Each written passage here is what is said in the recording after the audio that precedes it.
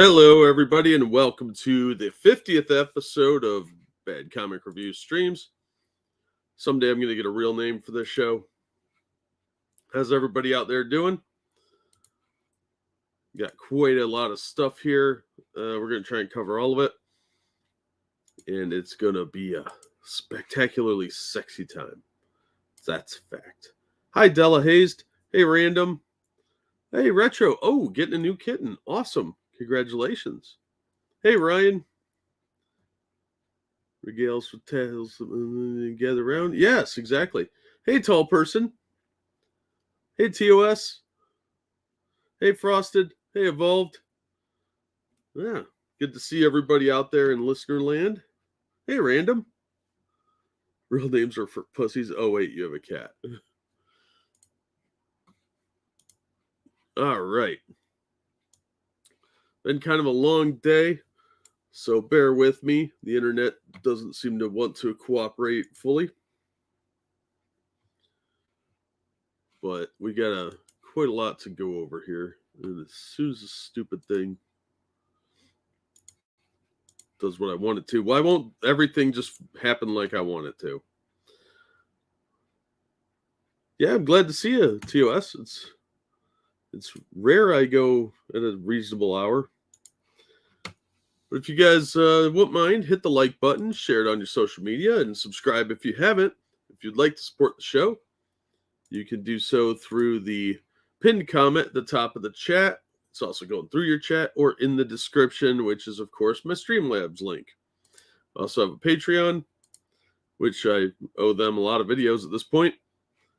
And, of course, we get a Russian spot right out the gate. Nothing ever goes as planned. It's hell of a notion. Yeah, I know, right? Plans are great until you actually come in contact with anyone. Hey, Bastard Beast. Threaten the internet with a gun. I don't think that works. I think that 4chan would ruin my day. How's it going, Oki? Nobody on the internet move. I like that. All right. Hey, Camel. How you doing, man? So you remember a little while ago we talked about Michael Williams dying. He was on that show, The Wire. Been on tons of stuff. Well, there's been an update to his death.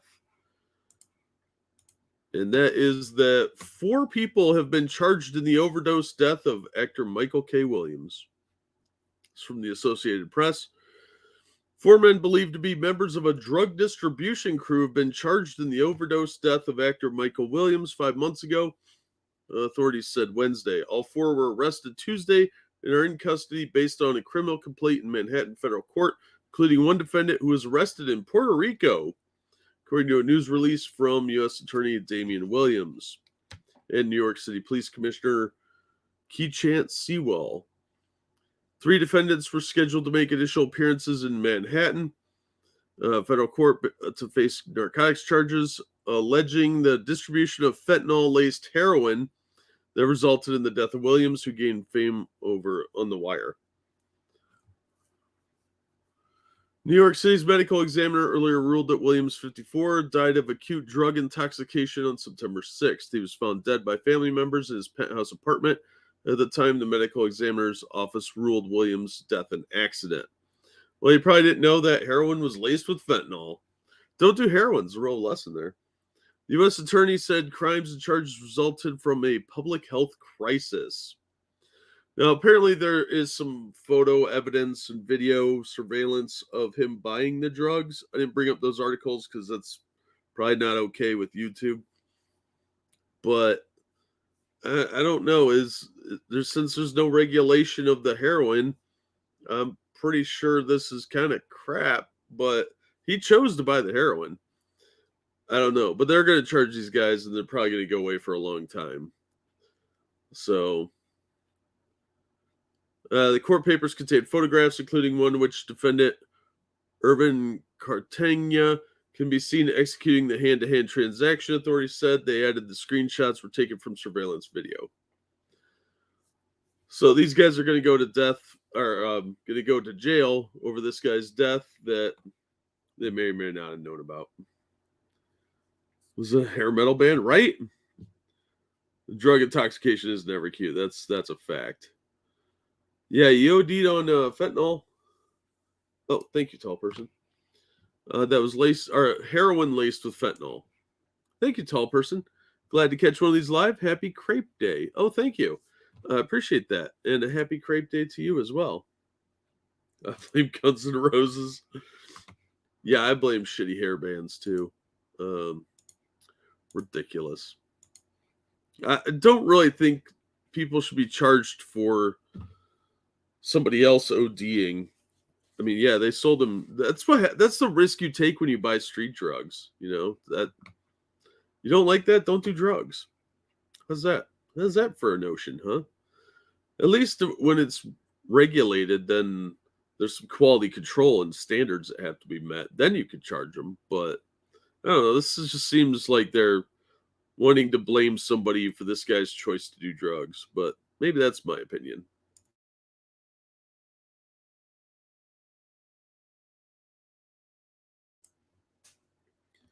Hap and Leonard was his best show. I never saw that one. Yeah, we're getting slammed by that storm already. It's snowing here. It's supposed to start snowing a couple hours ago, but it was really just kind of a dusting with rain. It's driving my sinuses absolutely nuts, though. So, yeah, we're supposed to get, I think, 18 inches in the next 24 hours. That ought to be a fun thing. It's like prosecuting the guy who sold the news. Exactly. If somebody wants to do the drugs, they're going to do the drugs. But charging these guys in his death, that's unless they knowingly gave him bad drugs, which is going to be impossible to prove. I don't really think they're that culpable. Snowpocalypse. No, it's a snowmageddon, according to the radio.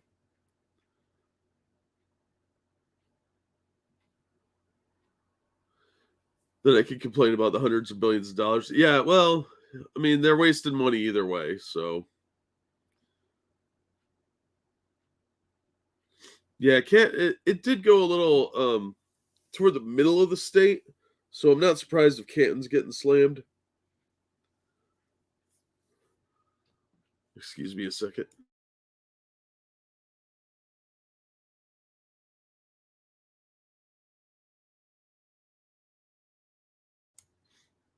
You get freezing rain tonight, sleet, snow, freezing rain tomorrow, and top it off, more freezing rain on Friday. Oh, that blows. Just imagine how much money I could steal from the government when they legalize and tax the ever-loving shite out of regulated drugs. Oh, yeah. Yeah, I'm surprised they aren't getting these guys on tax evasion. That would probably do more time, because even murder you don't really do that much time for anymore. But that's a political discussion for another day, I guess. Yeah, Ryan, I was blowing my nose, so there's a lot of honking involved. It's hot and dry. We need rain. You can have some of ours if you want. All right, so let's see if I can find that other article. Everything's out of order today.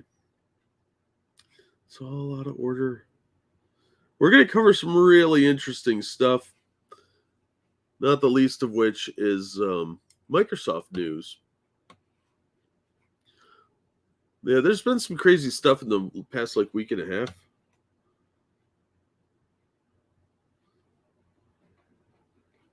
Yeah, the problem is they don't regulate stuff consistently. So when they regulate like booze and alcohol, they're not doing that with weed. So it's until they get that shit sorted out, it's going to be a giant clusterfuck, and people are going to end up being brought up on charges that maybe they shouldn't have been. I don't know. I don't. There's no easy solution for this stuff. Overnight, the unemployment rate would be halved nationally. Just charge the drug dealers $10,000 for a license from the feds. The line would be a literal mile long. You're not wrong. Microsoft proves they have too much money. Yeah, and they know too much about it, all of us.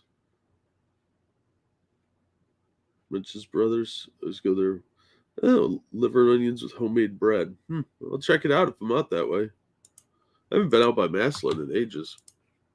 Been meaning to do more traveling, but it doesn't really happen. Mostly because I'm lazy and broke. Black market weed is still cheaper in California and Oregon. Yeah, but it's quality. You know, do you want the good stuff or do you want shit?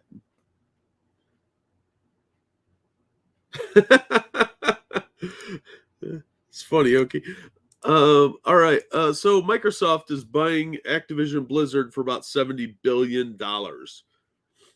In response to this, by the way, Sony is buying Bungie for like $6 billion or something ridiculous like that. I don't know why they didn't buy Sega.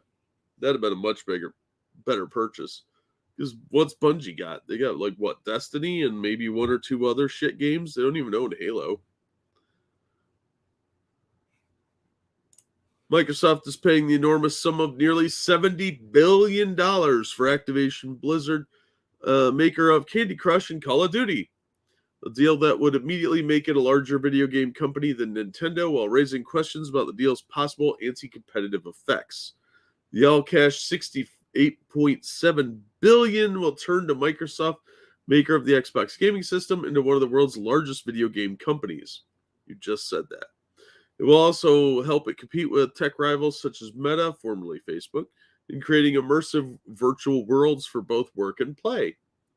That sounds creepy. Immersive virtual worlds for both work and play. You will never leave the Matrix. If the deal survives scrutiny from the US and European regulators in the coming months, it could be one of the biggest tech acquisitions in history. Dell bought data storage company EMC in 2016 for around $60 billion. Activision has been buffeted for months by allegations of misconduct and unequal pay. Yeah, a lot of that's bullshit. We all know it. Microsoft CEO Satya Nadella, I almost said Nutella, and that's that really shitty fake peanut butter crap, addresses the issue on Tuesday in a conference call with investors. The culture of our organization is my number one priority. No, your number one priority should be making money. How's that? How's that? You silly bit. So yeah, the real thing here is that they're buying this, but they're not out of the woods yet, because loading's hard. Microsoft's purchase of Activision Blizzard will be reportedly reviewed by the FTC. So the Federal Trade Commission has to sign off on this deal before it goes through. You're not wrong, TOS. Yeah, they way overpaid for this, especially with this much controversy, and WoW is dying. Wonder if the sexual harassment suits were an op by Microsoft. You never know, bastard. I won't put it past them. Nutella is not delicious frosted. It's disgusting shit. Try Nutella on waffles? Maybe. I don't know. I think I'll pass. I think that stuff is disgusting. I've seen people eat that as a sandwich, like put Nutella on bread. I'm like, oh, gross. Remember there was a migrant housing facility in, I think, Germany or somewhere that ran out of Nutella and everybody rioted? Gross. That's all it took for you to riot? I'd have celebrated. I believe his number one goal is money and lawsuits are expensive. Yeah, that's true. That's true, Jake. Microsoft's purchase of Activision Blizzard is going to be reviewed by the FTC, according to a report by Bloomberg. Federal Trade Commission's goal is to evaluate whether the deal will hurt competition within the gaming industry. No, but they really hope it will. They want to crush their enemies. Justice Department and the FTC both share responsibility for reviewing antitrust matters and will often reach an agreement on which government agencies will investigate each claim. They're going to get Call of Duty. That's the big thing here. They're going to have a lock on a lot of shooters. And the smart move would have been for Sony to go buy like Capcom or to buy Sega so they could lock down platformers or fighters or something else and become more competitive that way. Instead, they're probably going to hide behind the FTC's skirts, and they're buying fucking Bungie for some damn reason. Deal is expected to receive a high level of scrutiny since the FTC chair, Lena Khan, has been a fierce advocate for a harder look at deals done by large tech companies. Yeah, right. More like the government wants a large cut of the money. Nvidia Corporation recently backed away from its deal with ARM Limited following scrutiny from multiple countries' regulatory agencies. Lockheed Martin's purchase of Aerojet is also facing FTC scrutiny. Well, they have government contracts, so I think they're fine. Even though they're claiming they're going to sue. So this still has to go through the government, and they're going to milk them for several millions of extra dollars because that's what the government does. So we'll see how that goes. I'm sure it'll go through. I don't see why it won't.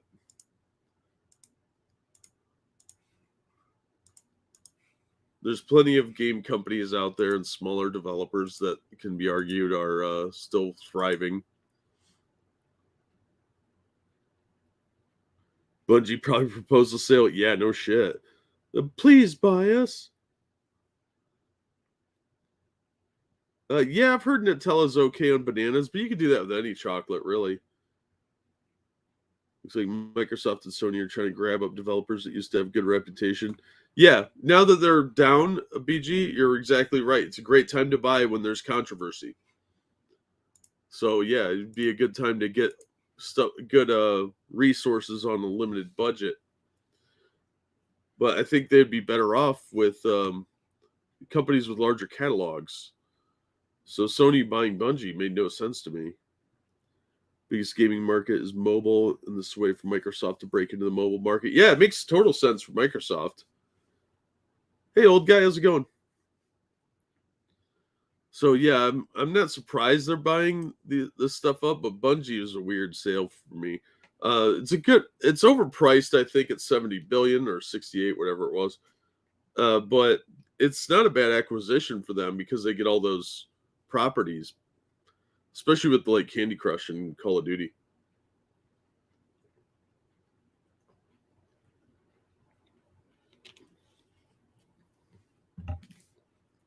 Alrighty. Let's get to one of the title pieces here.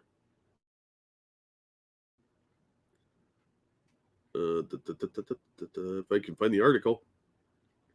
So what happens when you have like 30 tabs open. Okay, this didn't work out.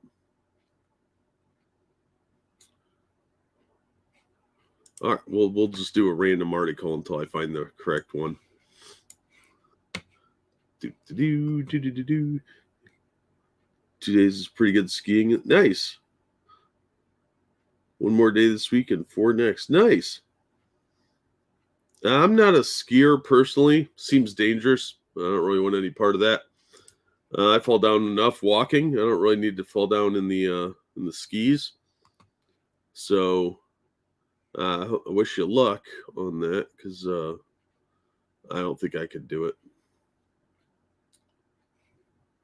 Where did that? That's frustrating.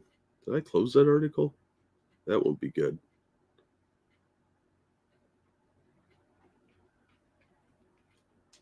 Yep, maybe I'm an idiot. All right, give me 1 second to find this article because I apparently closed the tab because I'm smart. Wow, this is riveting material live. Hey, why don't I have more subs? Oh, yeah.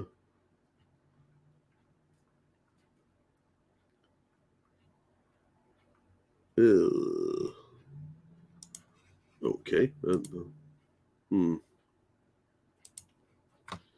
All right, well, we'll talk about this other one before I fuck up real bad. Further, this from comicbook.com. Kingpin actor Vincent D'Onofrio says he's not signed on for more Marvel. I think this is a huge mistake on Marvel's part because he is a great actor for the Kingpin. He looks the part. He's a good actor, and he could do crazy real well. Vincent D'Onofrio doesn't know when he'll next do business with as the Kingpin, revealing he hasn't signed on for more Marvel after Hawkeye. Spoiler alert. It's very clear to them all that I really want to play the part. The actor who first played Wilson Fisk on 3 seasons of the canceled Netflix series Marvel's Daredevil says in a new interview. For the first time since 2018, when he first was in production, D'Onofrio revived his role as the big guy, gunning for Clint Barton. Not really. As Marvel readies spin-off Echo series about Maya Lopez, who calls Fisk Uncle, D'Onofrio is waiting for the phone call to return to Marvel Cinematic Universe. No, D'Onofrio answered when asked on the Sarah O'Connell show if he signed on to schedule to film any Marvel projects in 2022. I've been through all this before with Daredevil. It's very clear to them all that I really want to play this part. Keep playing it, I just hoping that continues. Just beginning to have fun with it. I think his take of Kingpin in both Daredevil and Hawkeye was great. I think he's a great actor for the part. He looks the part. He can act, and that's pretty rare these days.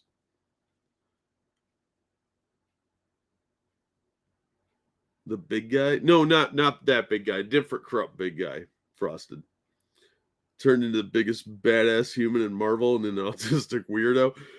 Yeah, that's true, but it kind of works because he's one of those characters that would have to be kind of a weirdo to get where he's at.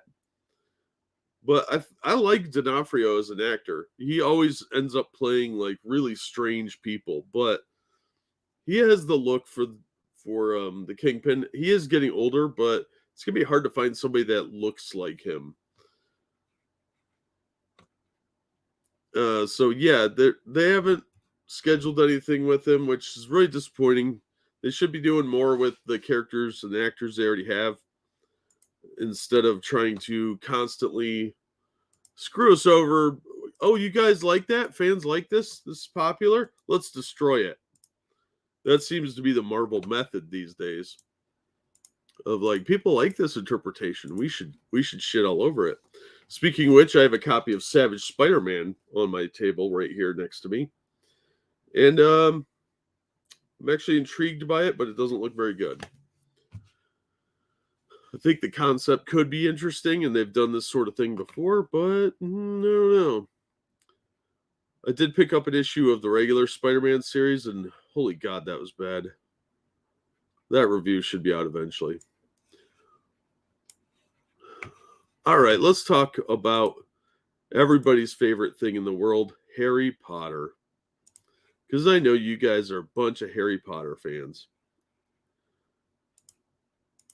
You guys are like, I love Harry Potter. I hear it all the time in my head. So this is from the Daily Mail. Exclusive. University puts trigger warning on Harry Potter and the Philosopher's Stone, saying that studying the children's book can lead to difficult conversations about gender, race, sexuality, class, and identity. Oh noes! Trigger warnings! Generation of pussies. The university has given a content warning. I just read that. The University of Chester's... really? University of Chester? Ugh, sounds creepy. Does the university have a bunch of panel vans? The English department sounded the klaxon to freshers, that's freshmen for normal people, on its approach to the lecture module led by Dr. Richard Leahy. It even told them they could raise concerns with it if they had any issues with the topics discussed. Oh, you poor little fifis, you poor little college students. Oh no, you're only 18. Fuck off, you babies. God. Fucking pussies. Harry Potter and the Philosopher's Stone is one of the course's 3 set literary texts alongside Suzanne Collins' The Hunger Games and Philip Pullman's Northern Lights. The trigger warning seen by Mail Online tells students, although we are studying a selection of young adult texts on this module, the nature of the theories we apply to them can lead to some difficult conversations about gender, race, sexuality, class, and identity. These topics will be treated objectively, critically, and more crucially, with respect. If anyone has any issues with the content, please get in touch with the module leader to make them aware. Aware that you're a giant pussy that needs his nappies changed, you babies. It came after J.K. Rowling's views on transgender rights has been seen has seen her criticized from some quarters. A number of schools have distanced themselves from her, even removing her as the house name in some cases. There's J.K. Rowling. She's held up pretty well, actually. Very average looking British chick, but she could have got really wrinkly and fat, like a lot of Brits. There he is, the sinister kid that's going to cause you to have all sorts of identity and gender issues, and he's poor too. Ugh. Don't trigger kids. And the Hunger Games, that looks more triggering because it sucks. I haven't read Northern Lights. There's a little content warning. Oh, with the babies, the widow babies in college. Oh, is it nap time? Do you need to play with a puppy in your safe space, college kid? University course leader Dr. Leahy has posted on social media about the Harry Potter author previously in a March 2019. Oh, there's a shocker, right? In a March 2019 tweet, he wrote, J.K. Rowling reveals that he is not the best mate of mine. Well, I don't think J.K. Rowling revealed that she was a he.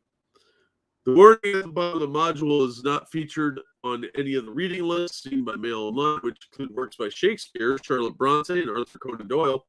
Shakespeare was way more raunchy if you listen to it in its original accent. There's a guy that does it on YouTube. It's fucking great. Charlotte Bronte, there should be a trigger warning because they'll put you to sleep because it's fucking boring. And Arthur Conan Doyle, I like Conan Doyle. It's just kind of dry by today's standards. MP Andrew Bridgen told Mail Online before they were successful films, series such as Harry Potter, The Hunger Games, and Philip Pullman's Northern Lights has already succeeded in introducing millions of children to books and literature. Yeah, they read those. And that's not really an introduction because they probably already read before that, or they won't be. They just magically downloading how to read from picking up the book. That seems weird. Saw a movie like that with a magic bunny rabbit that was from the future. The Last Mimsy. Apparently, that's how kids learn. Kids understand that in any successful story, characters have to face challenges, just as we all in our lives face them too. Children understand that stories without difficult themes don't tend to be very good stories or reflect real life. That's a fact. Children and young people are amazingly resilient. This is a college class. Why do they keep talking about children and young people? Oh, yeah, because they're mentally toddlers. My bad. It really is very sad that universities are seeking to rob them of that resilience with ridiculous trigger warnings. Well, I agree with that. But these aren't children. These are grown-ass adults who need to suck it up and, I don't know, get some life perspective, have a little more challenge in their lives. Fucking babies. First world problems. Katniss Everdeen may have lived through a dystopian world in the Hunger Games. I just assumed it was taking place in, like, Ukraine. Some may argue that our universities are creating one for our students, too. No, it's dystopian in a totally different way, more like Demolition Man. General Secretary of Free Speech Union. They have to have a free speech union. Toby Young told Mail Online, these books celebrate the courage and resilience of their protagonists, encouraging young people not to be afraid to take risks. I don't know if that's what they're teaching them, but to attach trigger warnings to them is to directly contradict the message, effectively telling young people that they are so psychologically fragile they can be traumatized by their contents. Exactly.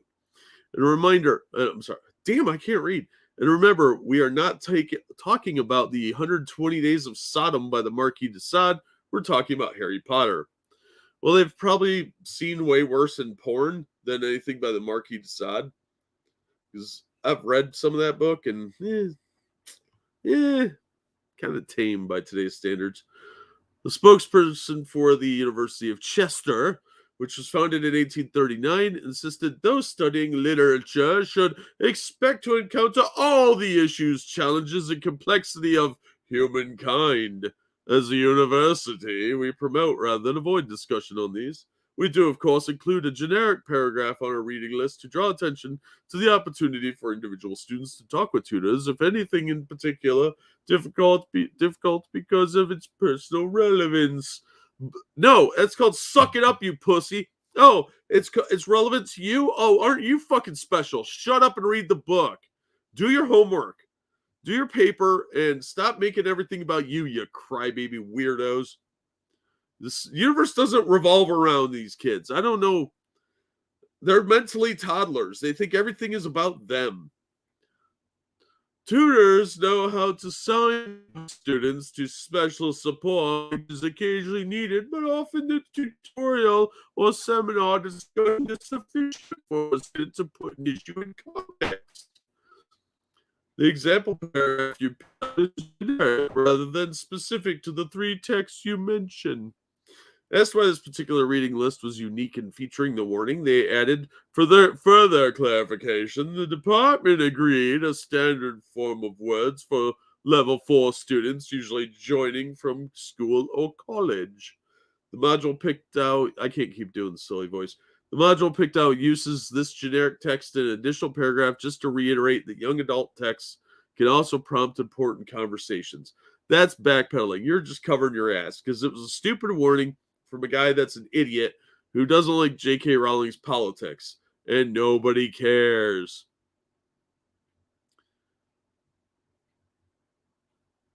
It comes the same month, Mail Online revealed a secondary school specializing in performing arts had canceled Miss Rowling as a house name over her comments and viewpoints surrounding trans people. You know what I didn't care about in secondary school? Anything to do with what writers believed. The Boswell School in Chelmsford, Essex, has honored the writer for one of its in-school groups, which has also been labeled with the quality of self-discipline. But was replaced over the summer with Olympic hero Dame Kelly Holmes. Rowling has faced accusations of transphobia after she mocked an online article in June 2020, which used the words people who menstruate instead of women. Yeah, I wonder why. She later defended herself against the claims in a passionate essay that's been criticized ever since. I don't care about this. I'm bored already. So, yeah, trigger warnings on your Harry Potter books if you go to this pussified University of Chester over there in snobby England. So if you want to read the rest of it, I'll drop it in. You're not wrong, Bastard Beast. These days, everyone knows French people are perverted. That's a fact. Oh, am I roboting? Am I still roboting? Lost World wasn't about some fat, spoiled brat living off his parents. Not ruling that out. That's a distinct possibility.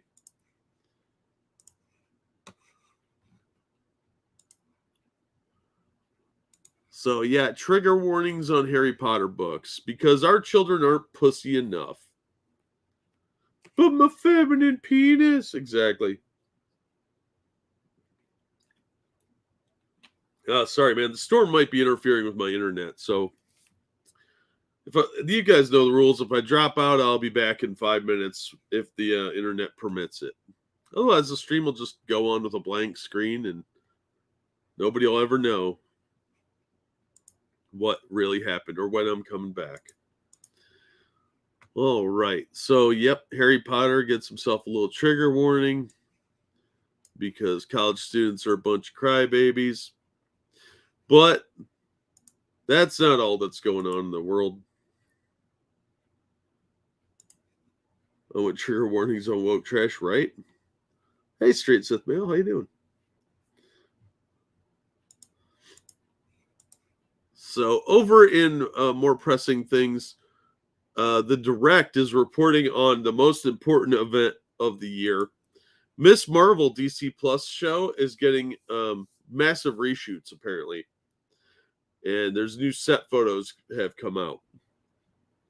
They were kind of downplaying this, but it looks like they're really reworking this show. And that helmet makes her look like a chicken. That is a chicken helmet. Like, are you a mascot for some sort of discount KFC? Because that is not flattering at all. Plus, it makes her face look really fat. But she's got kind of chubby cheeks. Stop calling me.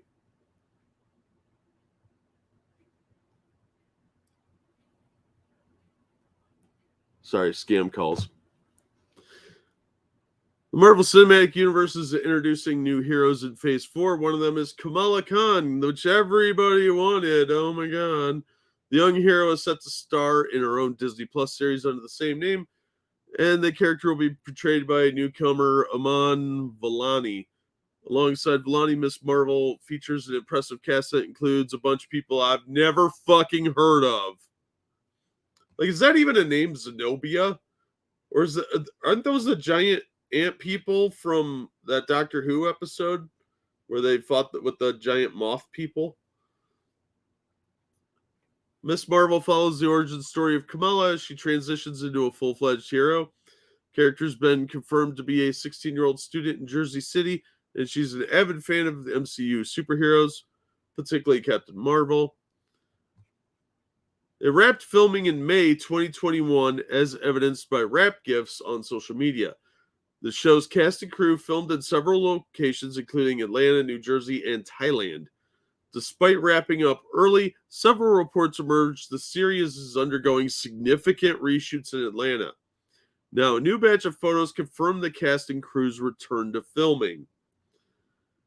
Marvel director Sharmeen Obaid Chinoy confirmed via Instagram the reshoots. And here's some of those pictures. This is obviously like green screen stuff and backdrops.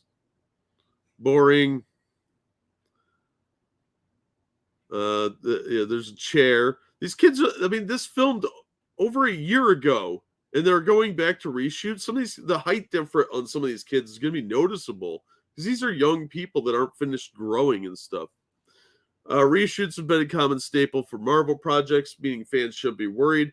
I disagree, sir. It's been a year since this finished filming. The latest confirmation from Miss Marvel, blah, blah, blah.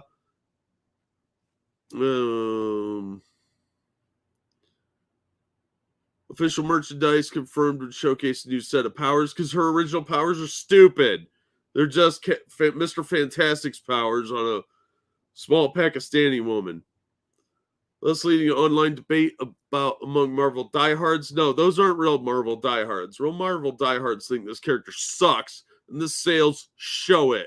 Repeatedly, her comics have been canceled and bitched about because they're boring or poorly written. Usually both. Instead of featuring elasticity, the character's powers appear to closely resemble Green Lantern's inspired constructs. Apparently, she's going to create constructs that look like big fists. Very similar to what Hal Jordan does, but they're going to be like attached to gauntlets or some nonsense. There's a chance these reshoots will address the significant power change. I doubt it. Either through dialogue or improving its CGI effects. Additional photography for Miss Marvel could also be used to add more characters into the mix. The reshoots could allow Carol Danvers or Monica Rambeau to show up in the series post-credit scene, setting up Kamala's role in the Marvels. I think they would have already filmed that. This show's supposed to be out this summer, so they're kind of late in the game if they're going to be adding a bunch of special effects. And since the film wrapped in May 2021, it's kind of weird they're going back and doing these reshoots now instead of having done them previously. I think there's some really big story issues with this, and they know the character sucks, it is unlikable, and they're doing the best they can to Disneyfy it. And I don't think it's going to really work out the way they think it is. But maybe they'll make the character more likable. I don't know. Zenobia, Sean, but I don't know, maybe. I'm not starting over Evil Ferret. She's literally just Mr. Fantastic. No, she's a brown female Mr. Fantastic, which makes her immediately better. Hey, Yoshi. Was she going to cock-a-doodle-doo? Nice.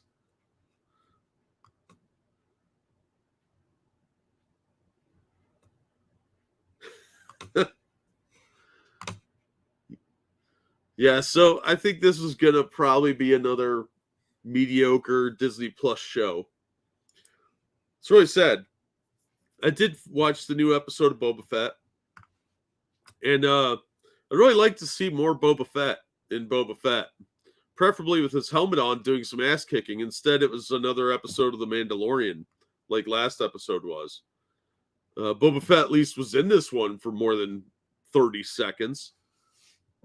But it's really just setting up season 3 of The Mandalorian. DC and Marvel have been ripping each other off forever. Yeah, they have, but it's weird that Marvel's ripping itself off. Marvel owns Mr. Fantastic, so why rip off him to make a shit character and then have her become basically Dr. Spectrum, another Marvel character, which is a ripoff of Green Lantern. So they already have Dr. Spectrum. Why don't you just do a Squadron Supreme show? Instead, they're tinkering with this. This is just lazy to me. And it shows they're out of ideas.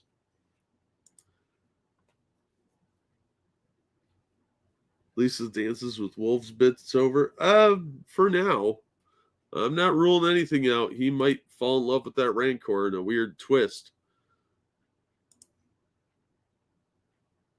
All right. Let's talk about Sean Penn. Washed up creepy has-been actor, Sean Penn. Dances with Tuscans, right? Oh, he has been castrated. It's fucking insulting. He should be wearing his helmet more because it looks badass. People don't want to look at the actor. I'm sorry. He's a fine-looking gentleman. But they want to see Boba Fett. And have him talk less and do more ass-kicking. He shouldn't be getting upstaged by the Mandalorian in his own show. Because that's insulting. Not only is Boba Fett incredibly badass and a fan favorite for 30 years, they've taken all the mystique away from him, and now they're fucking bitching him out in his own show by having somebody else upstage him. It's really, really weak and kind of lazy. Squadron Supreme series that adapts the 80s limited series would be amazing. Absolutely it would. I'd watch the shit out of that. Because that's just basically the Justice League. But it would be interesting to see them and have them actually be fun characters again instead of, well, kind of ridiculous parodies of themselves. All right, overabounding into comics, Sean Penn explains why he believes men in American culture have become wildly feminized. Oh my God, I might actually agree with Sean Penn on something. This communist dictator lover is going to tell us about feminized America. Actor Sean, remember he used to hang out with Hugo Chavez in Venezuela. You know, the guy that killed a bunch of people. Known for his role as Jeffy Spicoli, Fast Times at Ridgemont High, and Jimmy Merkham in Mystic River, both overrated movies, especially Mystic River, recently explained why he believes American men have become wildly feminized. Speaking with British news website iNews, Penn told the outlet there's been an absence of male behavior. Now, he's been getting ratioed to hell on the lefty sites on the internet for this because they're like, that's a good thing. Yeah, that's what happens when you live in a safe society. You create weakness. He went on to state, I am in the club that believes that men in American culture have become wildly feminized. Absolutely. I don't think that being a brute or having insensitivity or disrespect for women has anything to do with masculinity or ever did. But I don't think that in order to be fair to women, we should become them. Oh my God, I just agreed with Sean Penn on something. My worldview is a little shattered right now. It scares me. Penn would elaborate on those comments in an interview with fellow British website The Independent. First, he reiterated that I think men have, in my view, become quite feminized. I have these strong women in my life who do not take masculinity as a sign of oppression toward them. Where are they? There are a lot of, I think, cowardly genes that lead people surrendering their genes and putting on a skirt. Ooh, that's going to get you in trouble. That's going to get you in a lot of trouble. While he believes that men, and especially American men, have become feminized, Penn also believes that white American men have an entitlement problem. And now we're back to disagreeing. Speaking on his latest film, Flag Day, and his character in the film, The Independent reports, he feels that John has something in common with the white American male entitlement that he sees around him in so many today. See, he was so close to getting it, and then he had to make it some weird racial thing. Penn would explain what he meant, saying, or rather, I should say, in the belief that this American dream that was promised to them entitles them to it. And that's a very hard wiring to correct. Go fuck yourself, Penn. You're a fucking moron.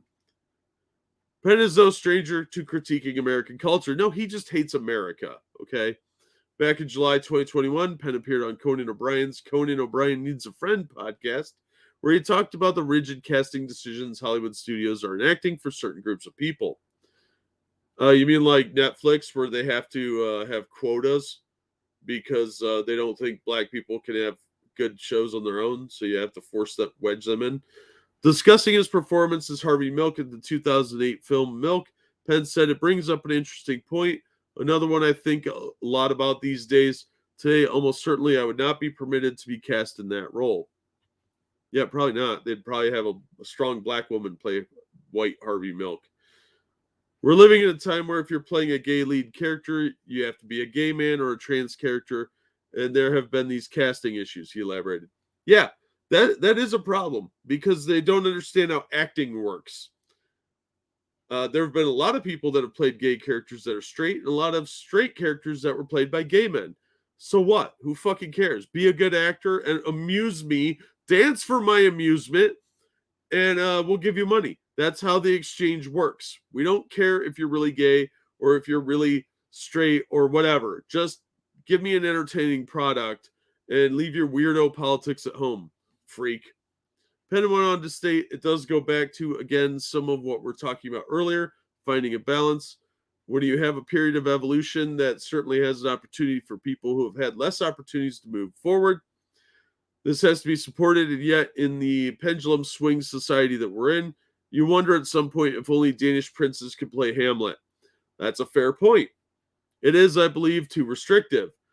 People are looking for gotcha moments to criticize, and it's mostly those on the sidelines, those who are not otherwise getting work, be they black, white, male, female, he continued. Oh, what about the non-binaries, Penn? Huh? Have you considered their feelings, you monster? You're a monster. When I have conversations with colleagues of all stripes on a private basis, it's almost universally agreed on. And it is only when people stand up at podiums that it becomes very militant view about it. And the only position anyone could take is sort of sit back and keep listening like sheep and keep watching and see where the balance can be achieved. I think he's partly right. The weird white male entitlement shit is stupid.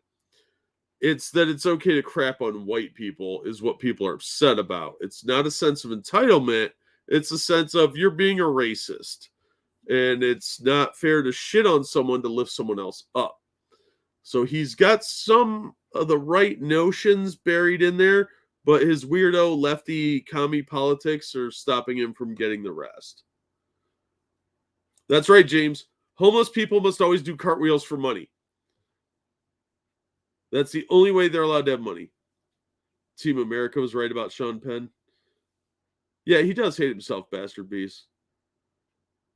Playing gay almost like it was natural for him. Yeah, well, I'm not saying he's a bad actor. I'm saying I don't like him as an actor. I don't particularly care for him. And I think most of his movies are crap. But the guy's confused by his politics, but he's old enough. He's of the older generation that sees that there's something wrong, but they don't want to take any responsibility for the hand they had in it. These things are only bad when they affect actors. Yeah, pretty much. Yep, exactly, Bastard Beast. He's complaining about the monster he helped create. And he's one of those hypocrites that can't help himself because there's always somebody else at fault. It's never we did this wrong or I did this. It's always about somebody else's doing this to me. He has to maintain his victim status. It's really, really pathetic. Just stand up and be like, look, we got some stuff wrong. Sorry. This is what we need to do to correct it. But instead, it's I'm a victim all the time. But we're close to that time again.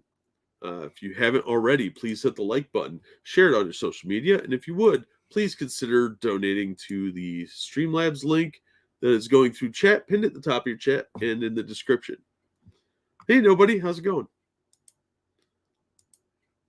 All right. Next up, let's talk about a video game. I know there's a little bit of video game news in here. It's kind of pop culture related, though. And I cover all the nerd stuff. This is another Bounding Comics article.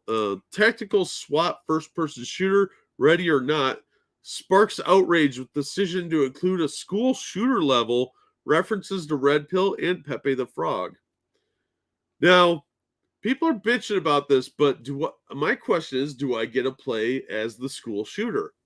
Because then I would understand their complaining. Let's find out. The upcoming tactical first-person shooter, Ready or Not, has been subject to several controversies in recent months, ranging from outrage over the school shooter level to review bombing over its inclusion of an Easter egg mocking John Cena's relationship with China. Well, I kind of want to play this game now because fuck John Cena and his commie ass kissing. Developed by New Zealand-based developer Void Interactive in consultation with numerous police teams around the world, Ready or Not is set against the backdrop of political and economic instability in the United States and puts players in the boots of Judge, an elite SWAT commander being tasked with defusing tense, hostile situations in a morally bankrupt city. Oh, it's in Portland. The first such controversy began on December 19th when users to r/Ready or Not game subreddit began discussing whether or not the game should have a school shooting mission in the campaign. While fans discussed the likely outcry of such a scenario, a representative of developer Void Interactive reportedly responded in a now deleted comment, "You better believe it's gonna." Oh, I totally want to play this now. While some users praised the developers' bravery and big balls, others warned them you should get that checked if you have big balls. That might be a sign of elephantitis, and you should take that very seriously. Others warned them of the inevitable negative media coverage that would pop up in the wake of such a level's development, or massive sales, whichever. Yet before such news reports could even be written, publisher Team 17 announced they would be stepping away from Ready or Not. Void Interactive and Team 17 have mutually agreed that Team 17 will no longer publish Ready or Not. Pussies. Void Interactive tweeted on December 20th, "We are confident that this game is on the right path for the future of Ready or Not. We thank Team 17 for their partnership and wish them great success with their spectrum of games." I want to be like, fuck those pussies. They're cowards. In a more in-depth statement released on Christmas Eve, Void Interactive explained that they would take care to make sure the game's subject matter would be treated with respect. So you can't shoot rubber plungers at the school shooter? There's no easy way to address this issue without creating strong emotional responses from one group or another, but we will do our best, the developer's statement began. I would like to start by mentioning a quote from our original company documentation that we have always believed in, continue to believe in, and that has been known to anyone engaged in the business with our company. The quote, as presented by the developer, reads, "Void Interactive has a clear commitment to deliver high-quality, impactful content that other mainstream software developers may shy away from due to cultural conventions and norms. At Void Interactive, we value the voice of our customers and partners. Whilst this will not dictate our direction, we will allow it to smartly influence what we do." Look, they're not basing this on Columbine or some other specific actual real-world event. I mean, if they really wanted to do something offensive like that, you'd play as the Muslim guy that went and shot up the Pulse nightclub. That'll get you hate. This is a generic school shooter level where you're the SWAT team taking out a school shooter. What the fuck are you people crying about? Look, it even says it in no way intends to glorify cowardly criminal acts. Here's their statement. Continuing their original statement, the developer asserted, "We are dedicated to promoting a level of authenticity and realism in our video game, Ready or Not, that carries with it difficult subject matter. We understand that this requires a certain responsibility to our fans and community, yes, but also to those that have been impacted by the traumatic events law enforcement all too often respond to." Yeah, they don't talk about like the times that the reactions that the cops have after they have to shoot somebody. If you ever look those up, there's a lot of times where the aftermath is shown, and you see the cop after he shot somebody break down crying. They're not going to show that. They're not going to show the emotional impact that it takes on people that are involved in wars, whether they're innocent bystanders or the soldiers that go in. They're not addressing any of that. This is supposed to be escapism.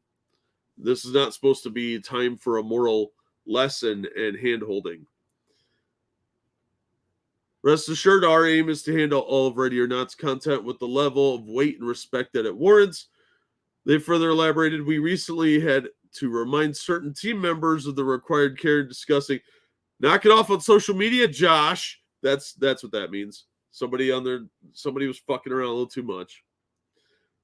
Turning to the team's intent to develop a school shooter level, Void then told players, school is not just a part of the fabric of Ready or Not story. It's part of the fabric of thousands of people's stories worldwide. It's a story of those who have died too soon at the hands of a deranged gunman, the story of the family and friends waiting for the phone call that might never come, the story of the first responders who do everything they can for it to not be enough. It's a look at the uncomfortable reality that has become all too common, and we hope that we can play some small part in honoring those who have been impacted by these real-world tragedies with a portrayal that does not trivialize their experience. We will continue to follow our vision. We will continue to listen. We will continue to work every day on Ready or Not. What might be interesting is if you got to play as the students fighting back against the shooter. I think that could be interesting. Despite Void Interactive's promises of respect, some seem to take issue with the game regardless. Of course they do, because there's a lot of bitchy little babies out there that want to cancel everything.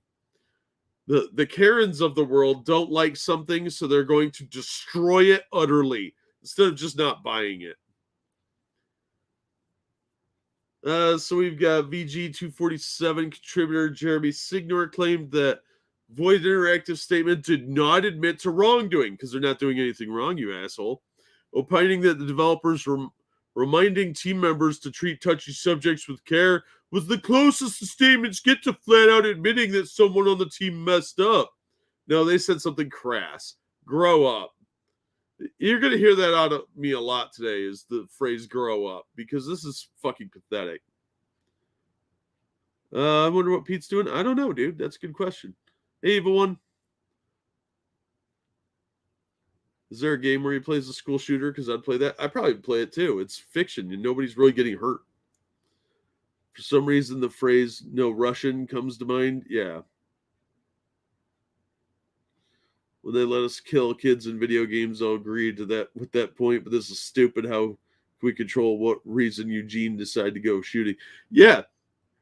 These school shooters are really messed up people. And a video game is not going to inspire them. I'm sorry. They may play violent video games to somehow channel their aggression, but they've already got those deep-seated issues. People have been killing each other for time immemorial over reasons both justified and obscenely stupid. It's not going to change. The fact that somebody wants to play a video game like this, so fucking what? They don't have to apologize for making the game. They didn't do any wrongdoing by creating something there's apparently a market for. So if you want to play as the cops taking out some degenerate gunman shooting kids, I don't really take issue with that. You're killing a bad guy. Now, if you were playing as the school shooter, probably be a different scenario altogether. I can see why people might be more upset about that. But if you don't like the game, don't buy it. It's got a right to exist whether you like it or not. And you don't have to like it. I'm not telling you should like it. Just saying it's got a right to exist just as much as anything else. And then he took issue with the team's extensive consultations with law enforcement, writing, given that many people's relationship with the police has grown more and more contentious. Yeah, how's that working out for you, big cities? It could be argued that the entire concept of the game is fraud. Oh no, the cops! Before concluding, add to that the additional trauma of the United States school shooting epidemic. That's not an epidemic, asshole. You've got an explosive set of themes that even those treating them with the most care would likely fumble. Oh no, cops and school shooters. Oh, boo-hoo. Ugh. In their review of the game's early access build, Kotaku reporter Ethan Gack, whatever, described Ready or Not as edgy propaganda and a violent political fantasy with no capacity for self-interrogation. You can't interrogate yourself. It's difficult to aim that light at your own face and not burn your hand. While simultaneously taking issue with such small details as a crash sign in a strip club and the game's lack of playable female officers. Well, that's what you get for reading an article from Kotaku. It's usually a bad take and lame. And first of all, I think we all know my view on women cops.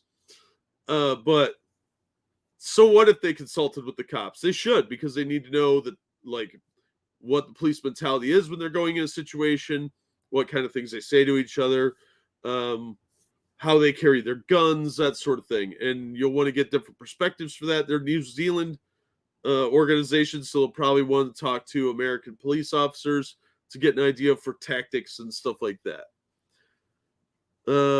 Gooch also doubted the sincerity of the developers' words, framing Void Interactive as having seemingly recommitted themselves to adding a school shooter level. So what? I don't care. In an attempt to fearmonger, Gouch also alleged that users of the game's official Discord had fantasized about which gear they'd hunt down the shooter. Oh my god, you want to stop a school shooter with fancy, cool guns? Oh, you monster! Do we have to understand them too, or are they still dehumanized monsters? Ready or Not's realism is effective enough to disturb, but too shallow not to descend into farce or worse. Blue Lives Matter cosplay with fascist overtones and alt-right dog whistles. You can fit a lot of buzzwords in one sentence. In addition to the inclusion of a school shooter level, Couch also took issue with an Easter egg in the game starting headquarters area, which consists of a discarded red pill box in the trash with the words noggin joggers on the side, which he claims suffered as interpreted as 4chan speak for the N-word. No, getting your noggin jogging means thinking, you dumb fuck. Not everything is 4chan code for the N-word. God, fucking idiots. The boomer takes are astounding sometimes. And I don't even like seeing boomer take. A reference to the infamous scene in The Matrix, the concept of the red pill has been used to refer to someone who has woken up to the reality of a given situation after learning a damning piece of information. Blah, blah, blah. Further, he claimed the word joggers, a racist term inspired by the death of Ahmaud Arbery. Yeah, but that's unrelated to noggin jogging, a humorous term for the act of thinking, which obviously this Cooch guy doesn't do. Another example shared by Lyco993, a multivitamin box bearing the tag "Feels Good Man" could be seen on the table. The user felt this was a direct reference to Pepe the Frog. Dun dun dun! The character who uttered the original line in Matt Furie's 2005 webcomic Boys Club. Why does that sound like a hookup site off of Grindr? And whose image was labeled as an alt-right dog whistle after Trump supporters and even President Donald Trump himself began to embrace him. Oh, noes. Look, multivitamins, guys. Multivitamins, a sure sign of white supremacy. Healthy living, another sign of white supremacy. Even though Kotaku themselves admit the game is full of similar sight gags, including a bottle of Bonner Health vitamin D supplements from the Whore Foods company, and a sign in a sex club reading anal staircase. Void Interactive issued a statement on July 7th announcing the allegations that they supported hateful views. Yeah, these are obviously jokes. Explaining the offending items were placeholder assets from a contractor and announcing they would be replaced. That's disappointing. I say leave them. They also noted some of the references had far more innocent meanings and even made brief mentions of Kotaku's own reputation for inaccurate and sensationalized reporting and inaccurate headlines. Good. Fuck Kotaku. We would like to start by saying that Void Interactive does that, but yeah, we all know your boilerplate nonsense. Regarding the level props that have been mentioned, these are placeholder assets that were put in place to fill otherwise bare spaces and were supplied by a contractor we no longer use. These assets will be replaced as we continue to develop the game. Hopefully, they'll be replaced with an actual image of Pepe and some yummy black pills. As for the red pill box, the developer explained that the graphic asset was a reference to the Matrix movie. A noggin joggin is a slang for an activity or challenge that messes with the mind. It is commonly used as a reference to complex puzzles or brain teasers. Anybody that's on the internet for any period of time knows noggin jogger is a reference to thinking. So that's fucking dumb. They had to explain that to this half-wit at Kotaku. We take these allegations very seriously and rest assured the development team was not aware of any hateful connotations of the aforementioned props, because there aren't any. These people are just babies. In conclusion, they said it's worthy noting that we were cautious about issuing a statement to Kotaku, given that in the past they have produced articles with misleading headlines regarding our mutual split from publisher Team 17. A reference to Kotaku's false headline insinuation that Team 17 had dropped the game rather than departing via mutual agreement. We are saddened to see that this happened again, but we are looking forward to and will continue to correct the record whenever we can. You're going to be having to hire somebody full-time to do that. And a final bizarre twist, Ready or Not has come under specific fire from Chinese players after a sound clip from John Cena Bing Chilling meme was found in the game's activity fail voiceover folder. The phonetic Mandarin pronunciation of ice cream, Bing Chilling, refers to a video made by F9 star John Cena during his promotion of the film in China, wherein he can be seen eating ice cream in a car while speaking to fans in Chinese. The video later became a meme, and as such became somewhat associated with John Cena memes. It's because he had to suck up, which made a resurgence in the wake of the wrestler turned actor made a groveling apology to Chinese fans after referring to Taipei as an independent country during his F9 promotion tour. Yeah, and he went and gave Xi Jinping the old hot oral lovin' on that one. In wake of the apology, memes about Cena promoting the Chinese government's pro-communist, social credit, and anti-free speech ideals began to spread like wildfire. Yeah, there's probably a good joke in there about Peacemaker wearing a very red shirt, but that was actually from the comics. So, as discovered by a YouTuber, Remy Jerry Beans Man, it seems some Chinese players have left negative reviews for Ready or Not over its inclusion of the Bing Chilling sound clip, with some ostentatiously taking it as mockery of the communist country and its government ideals. Yeah, deal with it, pussies. Or you can't, because you're not allowed to leave your house because of all your fucking lockdowns. And your social credit score goes down if you don't complain. Along with pointing out to others where the offending files were, some of the reviews based on machine translated provided by Google Translate took time to vet how the developers had insulted them. Oh, poor China, boo-hoo! The sound clips, assuming they were placeholders being used under the activity fail section of voice clips, could also have been interpreted as Cena's apology being a failure. And it was, because he looked like a fucking idiot. The game is fun, but the production team insults China! How to choose is up to you! China's asshole. How's that? They concluded their review in English. Shame on you for the stupid political bias. It's a game about shooting people. Fuck off. You're not even allowed to own guns, you babies. So I don't think these people should have to apologize. If they want to include an offensive level in their game, go for it. I don't fucking care. I think people are being a bunch of hypersensitive pussies. And fuck John Cena, too, because he's a fucking commie hugger. Hey, Andrew, how's it going? Under snow? Yeah, I see that same storm smacking us right now.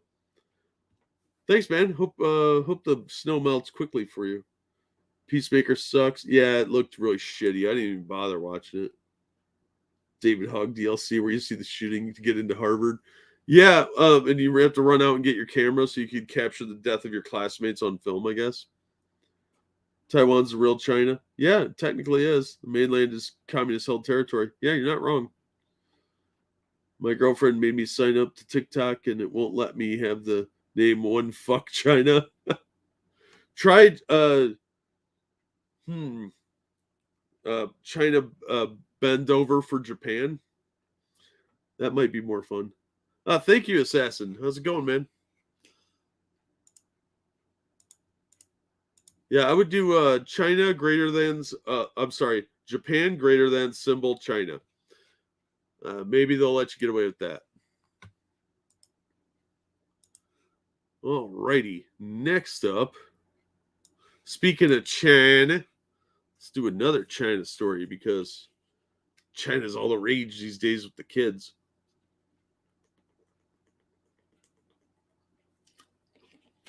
This comes from IndieWire. One Man King. Nice. I like that. Yeah, the word grape, and then Nanking, and see if they'll let you do that. IndieWire's saying that Chinese nationalists threaten the Matrix boycott after Keanu Reeves backs Tibet. Matrix Resurrections has breathed new life into a political debate that nobody cared about since the 90s. On January 27th, Chinese nationalists threatened to boycott the fourth installment of the Matrix franchise after star Keanu Reeves joined the Tibet House U.S. benefit concert in March. Resurrections, which had its premiere December 18th, has already grossed $12.3 million after a 14-day release in China, according to Data. Then China's going to keep probably half that money. How did Keanu Reeves not understand this and take part in the pro-Tibet independence concert?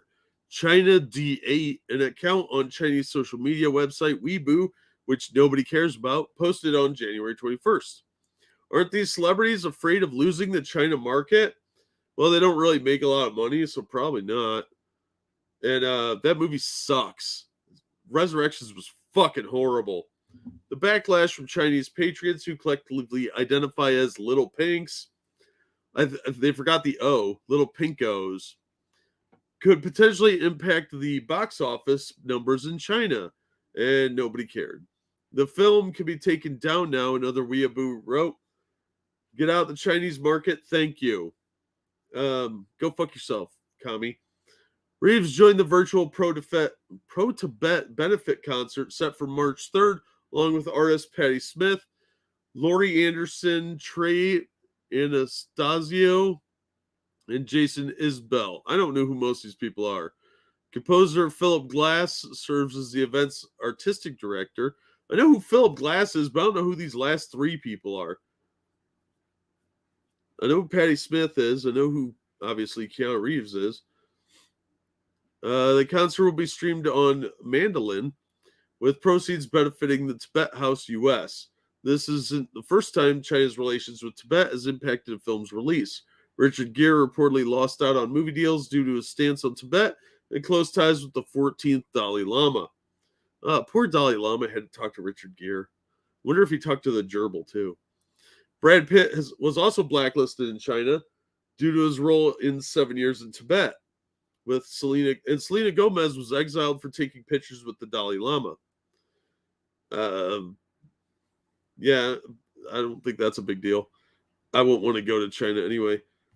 Warner Brothers Reeves, too, is known for using his fame for good. The beloved actor also rumored to have donated a percentage of his resurrection salary to cancer research and also paid for the crew to attend the San Francisco premiere. See, Keanu Reeves has a great reputation. He seems like a really nice dude. So, fuck China for shitting on Keanu Reeves over something ridiculous like this. Former Matrix stunt double Chad, something I can't pronounce, went on to direct Keanu Reeves in all 4 of the John Wick films, confirmed that Reeves flew team members up to the Bay Area to partake in the film release festivities. That's really cool. He's incredibly generous, what's-his-face said, as reported by The Hollywood Reporter. In the audience tonight will be so many people that helped him, from his martial arts trainers to jiu-jitsu trainers, because jiu-jitsu apparently is not a martial art, to hair and makeup to his stunt crew. He makes sure that his friends and family are here. He's epic. Yeah, I'm with Keanu Reeves. First of all, China did annex Tibet, so fuck them. And China sucks. So those crybabies want to shut down his movie, whatever, who cares? Keanu claimed that Tibet when he's seen the Free Tibet sign. Yeah, he just annexed it. It's his now. He did talk to the gerbil, but it was a shitty conversation, right? Going off to fight crime. So go ahead and end the stream and everybody just sit around until I get back. Sorry, Merle, I can't do that. Philip Glass, I'm officially anti-Tibet now. Nice. Japan bent over China no less than 24 times in the past 600 years. Yeah, they're always fighting. So it'll come back around. Don't worry. I have high hopes that Japan could kick some shit out of them again. Yeah, you're probably not wrong, gayest person on YouTube. I feel bad for that gerbil. I mean, of all the asses that you have to be stuffed in, and the one you get rumoredly attached to is Richard Gere. Ugh, your reputation is just gone. And even Lemmy Winks didn't have it that bad.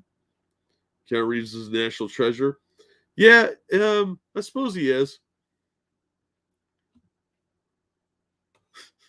That's true, Frosted. You do get negative association being connected to him. So there was a little controversy over a movie recently. And it's about a movie that was adapted from a book called Fight Club. I don't know if you've heard about this, but we're going to see the response. So Fight Club was reworked in China because they thought the ending was a little too terroristic, I guess. So they redid the ending of a movie from like 20 years ago.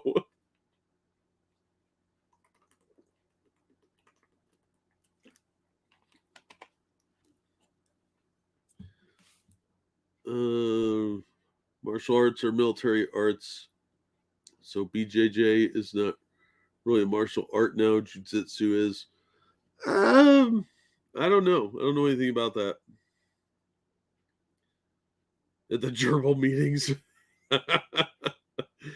Great adventures waiting for you ahead. Hurry onward, Lemmy Winks, or soon you will be dead. Yep. Fight Club was gay. China's gay. You do the math. No, they reworked the ending so that the authorities win. Never seen it? It's an okay movie. Or were you referring to the Richard Gere gerbil story? Or how the gerbil story got around the world before the internet was a thing? I don't know. That's a good question. I'd probably rather not know because Richard Gere probably just, went around doing stuff. Probably the tabloids, like National Enquirer, stuff like that. The movie was gay. I thought the movie was okay. I didn't read the book because I thought the book was kind of boring. I got like 10 pages in. It was like, I don't care about this book. And I don't even know if I still have my copy of it. But I thought the movie was pretty fun. I could see why you didn't like it, though. First rule about Fight Club is report everything you see about Fight Club to the government. Yes, if you are a good communist, that's exactly what you'll do. Or your social credit score goes down. China did a Tiananmen Square with Fight Club. Yes, they did, Sean. And Chuck Palahniuk responded from Screen Rant. Fight Club writer sarcastically praises censored alt ending in China. Chuck Palahniuk, author of Fight Club, novel adapted into the movie of the same name, sarcastically praises the censored ending of the cut shown in China.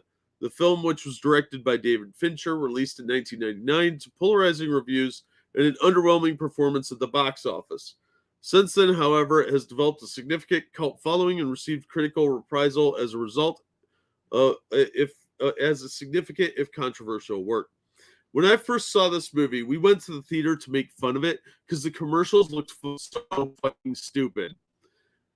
And we all ended up liking it. So I haven't watched it in a while. I hope to bust that out and watch it again. Fight Club satirizes a number of subjects in boundary-pushing fashion, one of which is the very concept of social order being valuable. The all-male Fight Clubs established by the protagonist developed in Project Mayhem, a cult-like organization that aims to disrupt the workings of materialist corporate America through actions that escalate from vandalism to terrorism.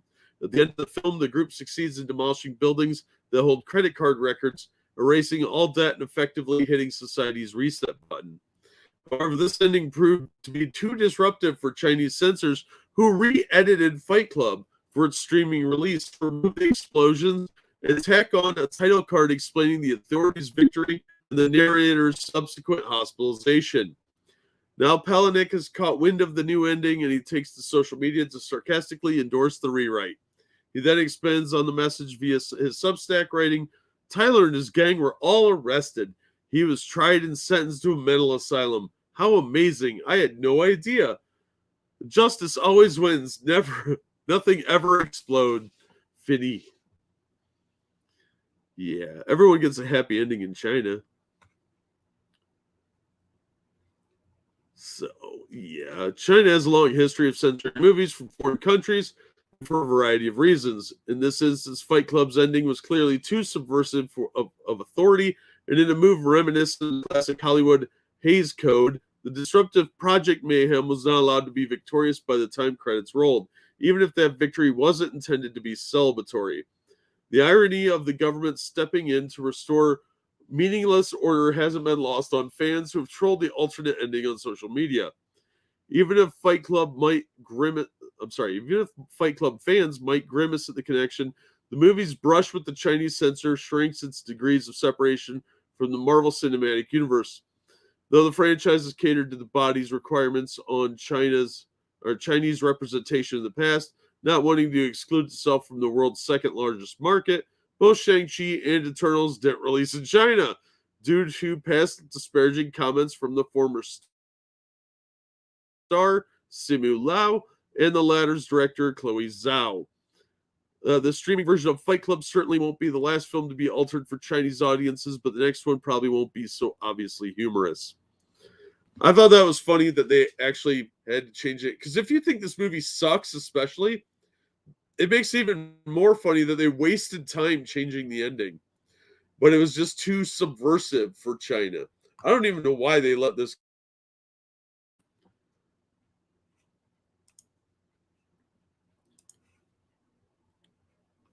I figured out the split personality trope of the book, opening pages. Yeah, well, they weren't subtle about it in the book at all. The movie was a little bit more coy. Like the chick figures out in the book way earlier than in the movie. I think the movie did a pretty good job of kind of having the reveal at the end. Did China have a China did Tiananmen Square Fight Club? I'm roboting again. Damn it! That just makes it look like a generic action movie. Yeah, it looked like a boring action movie. And some of the other trailers were like just made it look like a weird psychodrama. Chuck Palahniuk writes like he loves to hear himself talk. Oh, he does. He does. Can't risk the surf's uprising. Yeah. Oh, okay, good, good. Yeah, I don't know what's going on with my internet, so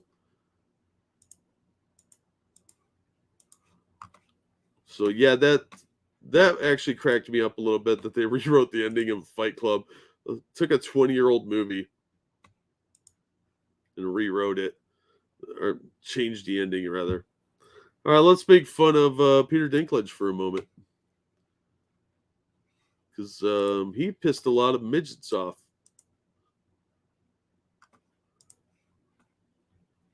Hey, Retro, welcome back. How's the kitty cat? Did you name him Mr. Steve or Sir Persalot?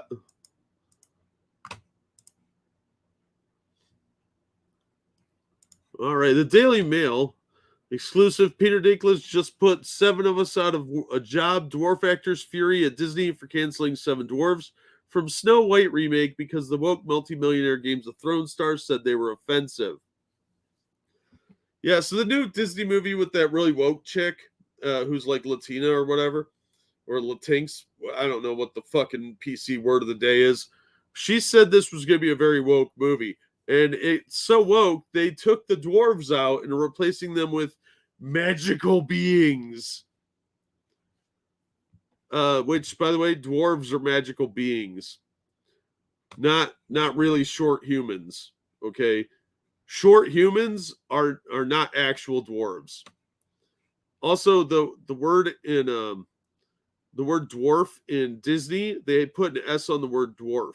So it's a different word, making it more unique. But they're not just like short humans. They're an actual species known as dwarves.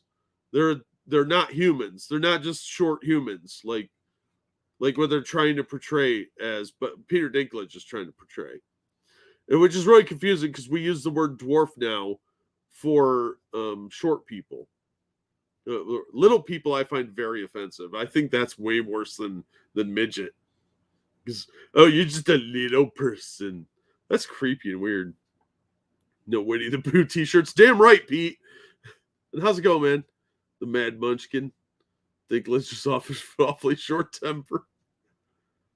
So Dinklage thinks he's offensive. No, he thinks the portrayal in the Seven Dwarves, the heroes of that movie are offensive. Hey, Peter. Magical midgets? Yeah. I have the same problem with leprechauns when they say that's offensive to midgets. Leprechauns are actually supposed to be smaller than midgets, and they're a magical species that were thought to exist. People thought that was a real thing. They knew the difference between somebody that was just short in stature and a leprechaun. They were considered different things. Just because short people have acted as leprechauns and dwarves doesn't mean that that's what those are. Fucking idiots. Besides, dwarves have battle axes, and I've never seen Peter Dinklage with a battle axe. I'm doing okay. Glad you're doing good. Gonna make a Cinderella Sleeping Beauty mashup? Maybe. Short people got no reason. Short people got no reason. Oh, yeah, I'm not reading the rest of that. Dwarfism is short stature that results from genetic dwarf. Yeah, see, that's dwarfism, though. That's just a term. Dwarves, as a theory, have been around a lot longer. It's a magical being that lives in, like, the Nordic regions. Yeah, they're from Norse mythology. So they're trying to take a European folklore tale, which is Snow White, and try and somehow say that that's offensive because you think that short people have the same magical components and lust for gold that dwarves do. That's really weird to me. Especially in the triple X version of Snow White. Yes, that's true, James. I have seen that on Christian Science Monitor. You mean that Vin Diesel isn't really a talking tree? I know, I was shocked too, but no, he is not. A little wooden in that movie, maybe, but dwarves are tough little bastards, unlike Dinklage. Yeah, dwarves are badasses. If you read any stories about dwarves, they forge stuff all the time. They mine things. They're badass fighters. Yeah, they're stout, hardy people. And the fact that they're short doesn't mean that they're humans. Sorry, but Peter Dinklage, the word dwarf was not associated with short humans until recently. This really pisses me off because it's a point of contention. That's like saying that goblins are, that Harry Potter article a while ago saying that Jewish people were being represented by goblins. That's just as fucking ludicrous. This story of goblins has been around a long time. Same with elves, same with treants, and all sorts of other mystical creatures.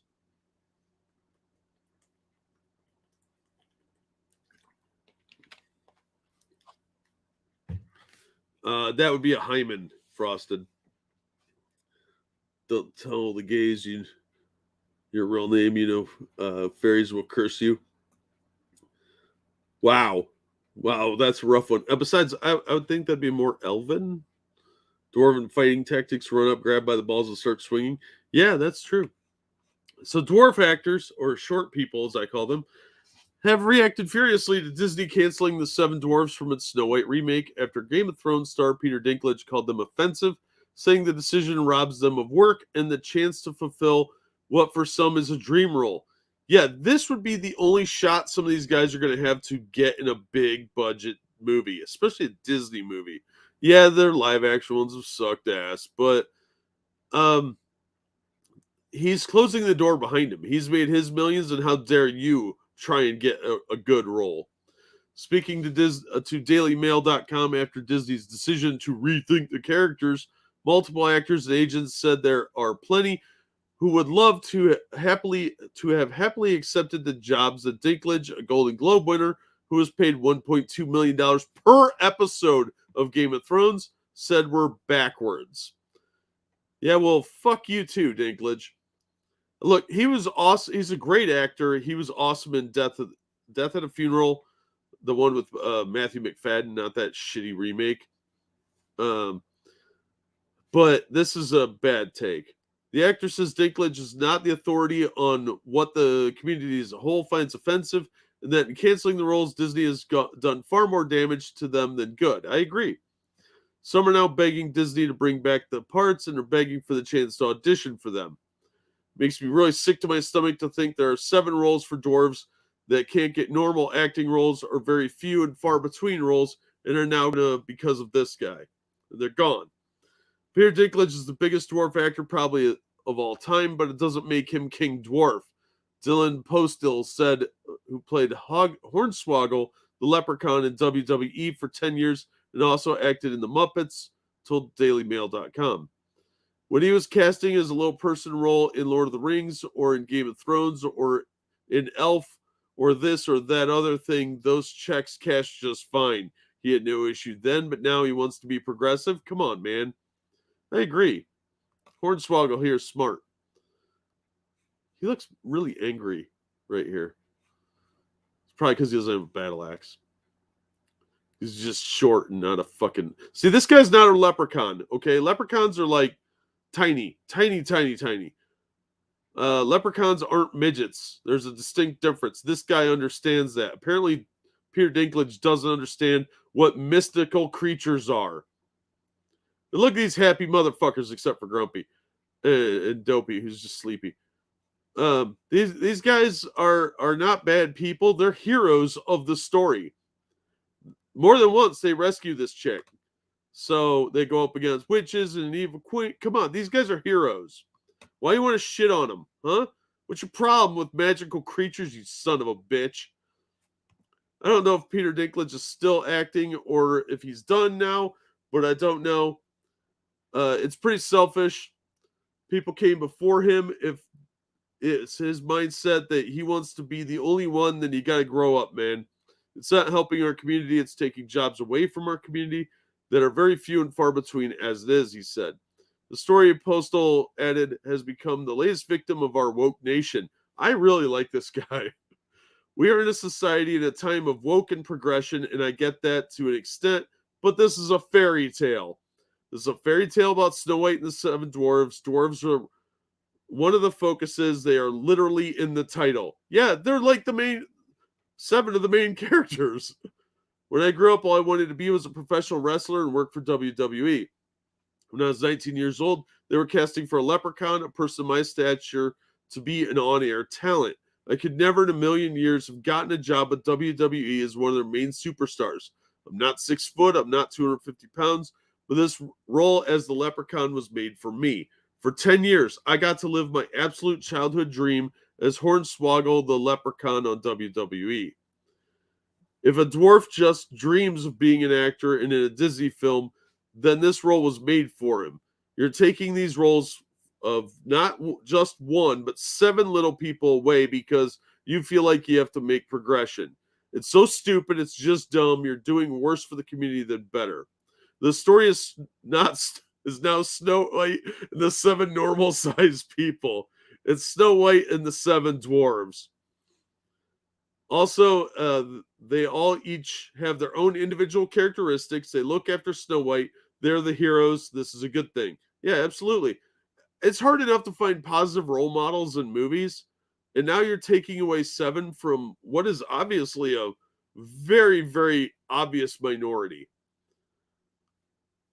Postal said that he would jump at the chance to be involved in a big budget Disney film. Who wouldn't? To be in a remake of one of the biggest fairy tales, biggest Disney stories of all our time would be enormous. I know me and 6 other little people would love this role. Disney, call me. This would be a dream role for me. I'm begging for one. Jeff Brooks is now a 62-year-old actor who lives in Dallas. He's been working as a dwarf actor since 1979 when he was cast as a winking Christmas elf in a holiday commercial for Joss. He played the yellow dinosaur on the Barney Show on PBS from 94 to 2001.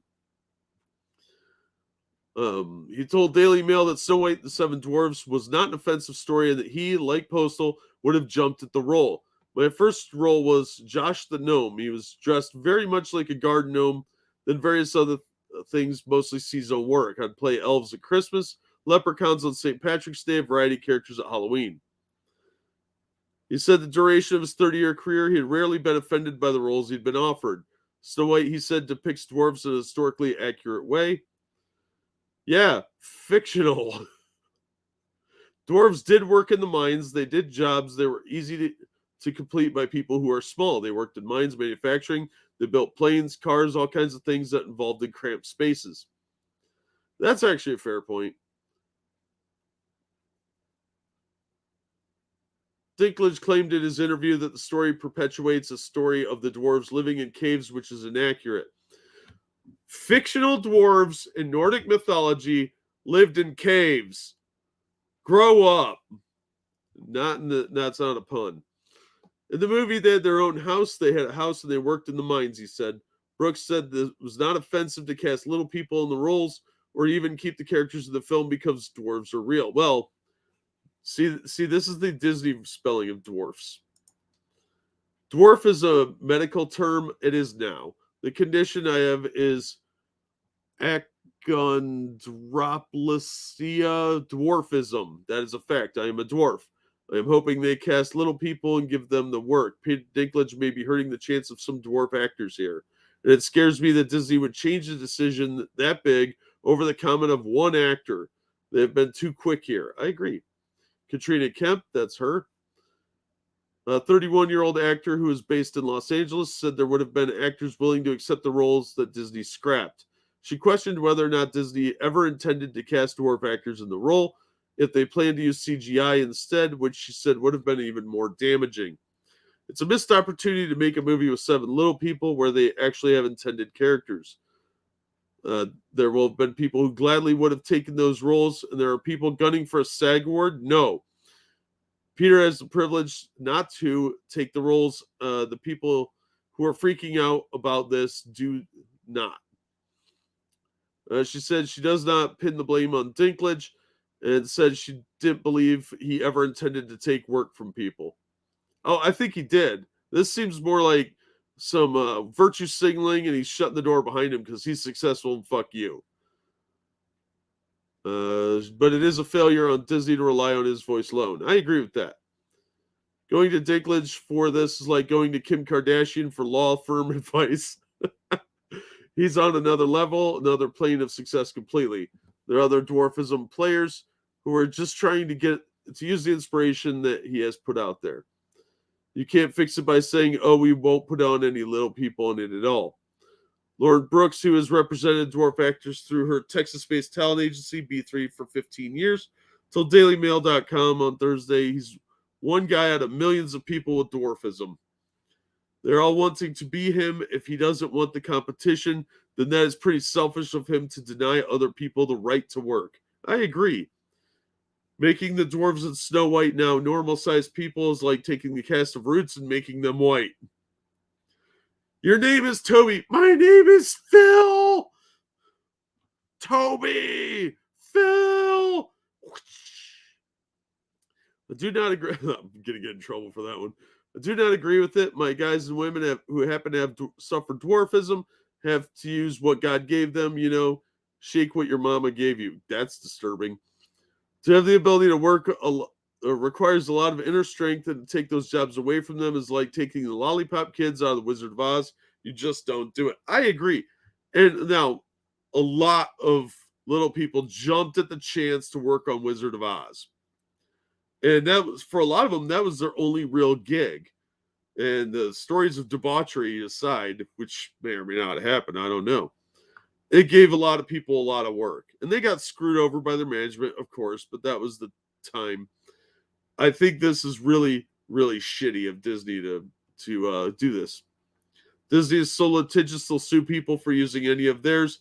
And here they are changing a Brothers Grimm story because they think it will be more politically correct. It should be as it was written. There really are not that many roles written for dwarf people. Back in the 50s, they were revered. Then over the years, for some reason, people started to think it was offensive for them to get work. If they're okay with it, then at least they can make their handicap something positive. Yeah, I don't see the issue with the 7 dwarves at all. They're a crux of the story, for God's sake. And Peter Dinklage is a bitch for fucking complaining about this. Oh, I just think it's offensive. I think you're being a douche, you selfish little bitch. Don't worry, Jack. People still blame Monkey. It'll be fine. That's a good point. Thank you, Giovanni. Hi. People like Tyrion, not Dinklage. I think he's a good actor. I've seen him in plenty of stuff. He was really good in X-Men. What was that? First Class? No, Days of Future Past. I thought he was good in that. That movie was pretty mediocre, though. I agree. Who gives a fuck what Dinklage says? Yeah, he's getting kind of on in the years, too. So it's not like they were going to hire him. They have a house. Never trust an elf. True story. They need like 7 little people for the movie. It might be the only chance Becca gets to act. Getting rid of the dwarves is like taking the wizard out of Wizard of Oz. It changes the entire film. Yeah, exactly. So is Dinklage not going to bring up that he played a dwarf in Infinity War? Well, that was a really big dwarf. No, I don't know. I don't know what his problem is, but he's being a crybaby little bitch and taking roles from other people. I think this is just one of those things where he finds it against progressive values, and he wants to shut the door behind him. I've already succeeded, so why should you? Because he doesn't want competition. He knows he's getting older, and a lot of the roles aren't going to be coming anymore. And it sucks because there's plenty of potentially good actors out there that could use the work, especially if they want to join Screen Actors Guild. They need the work. And being in a high-budget Disney film, you get your SAG card. Dinklage doesn't really act. He just plays the same character and everything. Kind of. I think he does. He is a pretty decent actor at playing specific types of parts. But like I said, I've liked a lot of movies he's in, and I've liked his characters in a lot of movies. But this is a really douchey move, and he's screwing people out of jobs.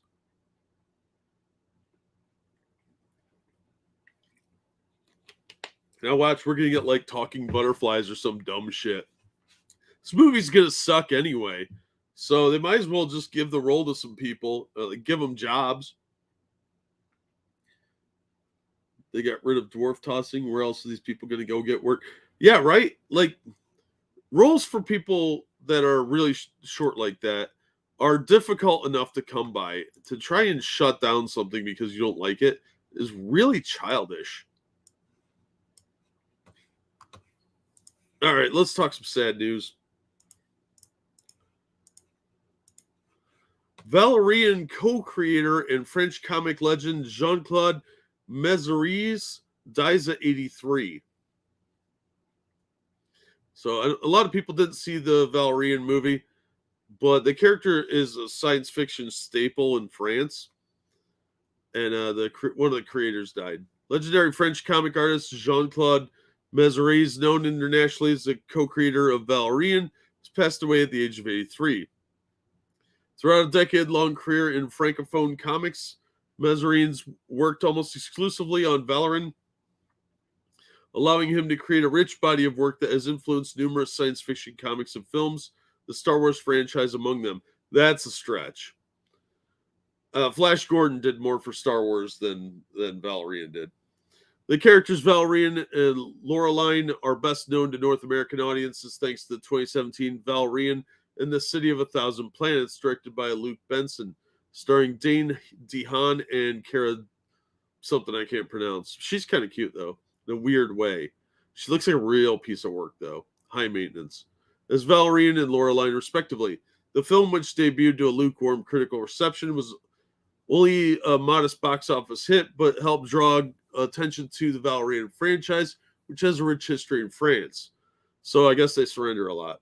The characters first appeared in November 1967 issue of Pilate, which quickly became a fan favorite. The book, set in the 28th century, follows Valerian and Lorelai's adventures. Oh, my chat vanished. I don't know what happened there. Through spatio-temporal agents, which allows a series of colorful adventures in a variety of eras. So yeah, it's really a time travel sci-fi story. As reported by The Beat, Mézeries passed away at the age of 83. He was born in September 1938 and is first published when he was only 13. At 15, he enrolled in the prestigious Institute for Applied Arts, which among his classmates was legendary artist Mobius. Mesrides was fascinated by America and its culture and spent time hitchhiking across the country. When he returned to France, he reunited with childhood friend Pierre Christian, creating the first Valerian story titled Bad Dreams. Mesrides exclusively worked on Valerian-related projects, dedicating his career to an enthralling saga. I'm not a huge fan of this art style, but it's not bad. For what it is, it's a good representation, but I find the people's faces look a little too creepy and weird. Like, this looks like a Punch and Judy puppet. In Francophone countries, comic books are sometimes referred to as the ninth art, communicating an equal status with poetry, film, dance, and artists such as Mesrides are part of the reason comic books have had such a reputation in history. By focusing solely on Valerian, Mesrides was able to create one of the richest universes in science fiction, one of whose influences can be best felt in North American comics and media, ranging from Star Wars to The Fifth Element. Fifth Element, I would agree with. Star Wars, I think, minor influence at best. Well, Valerian and the City of a Thousand Planets was not a huge box office success. Yeah, I don't care, whatever. The guy died. So, yeah, another comic legend dead. So, there you go. Hey, John Migda.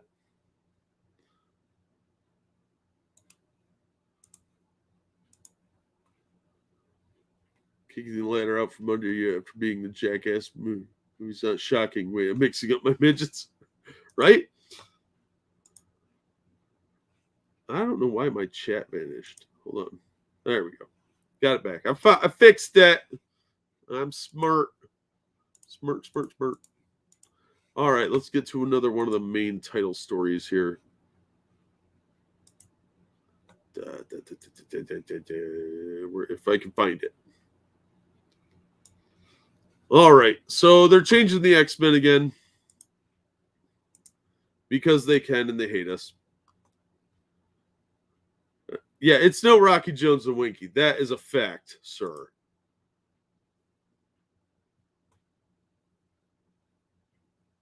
Yeah, Peter, absolutely.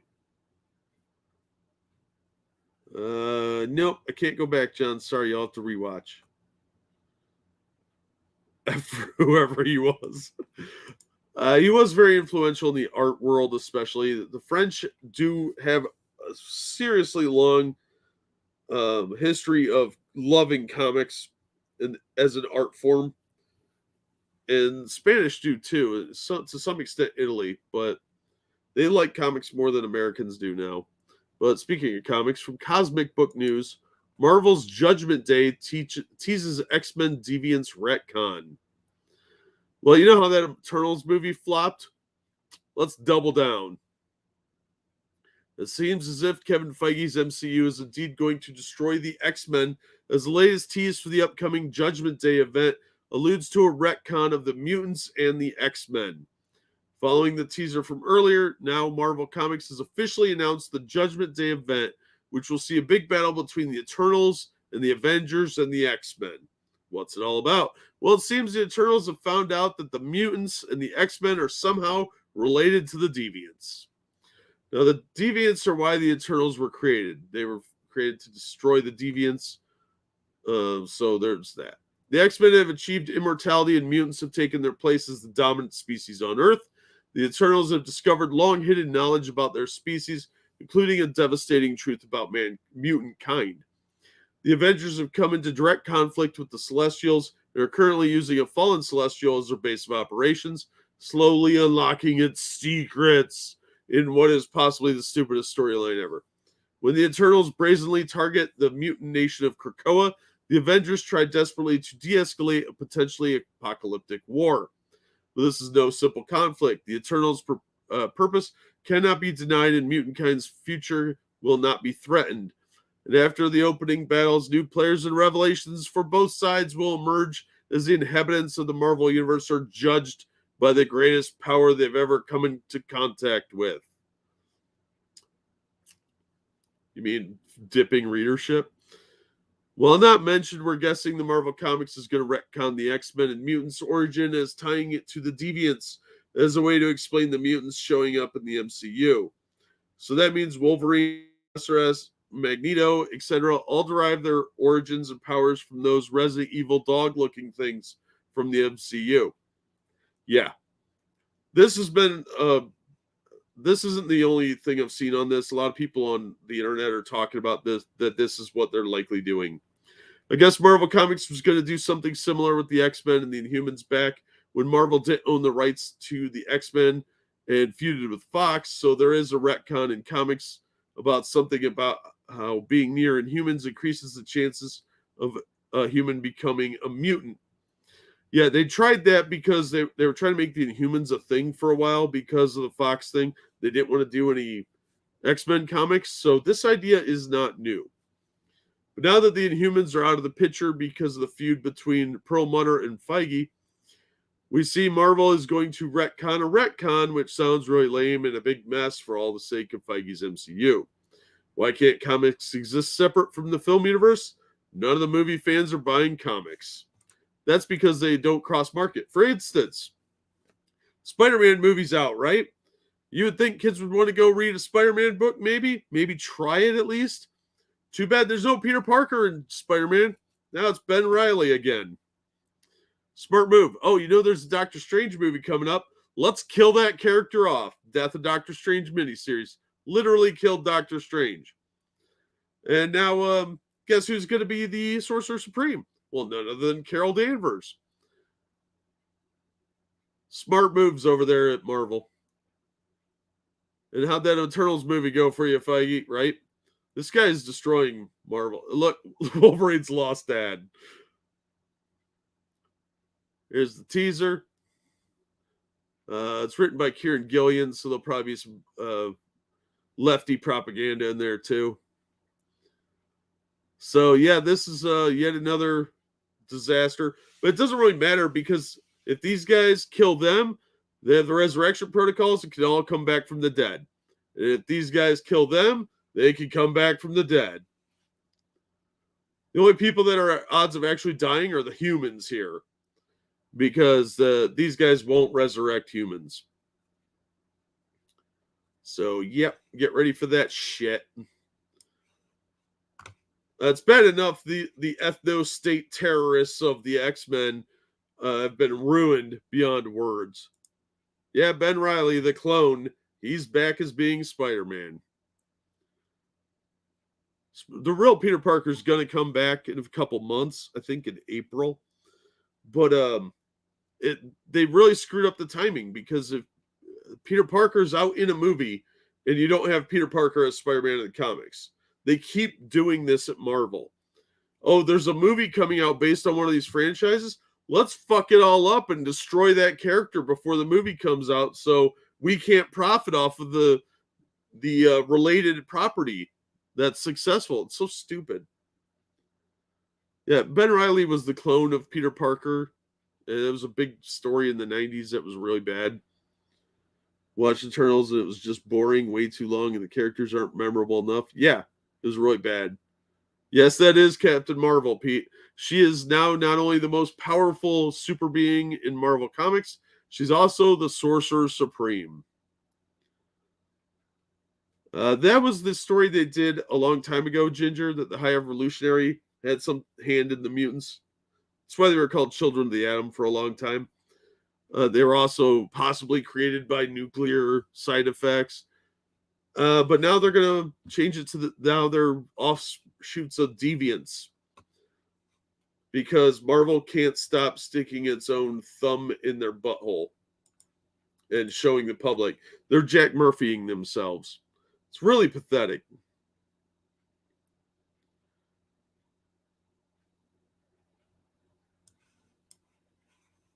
But in some slightly less irritating news, Hollywood Reporter saying Archie Comics names Mike Pellerito editor-in-chief.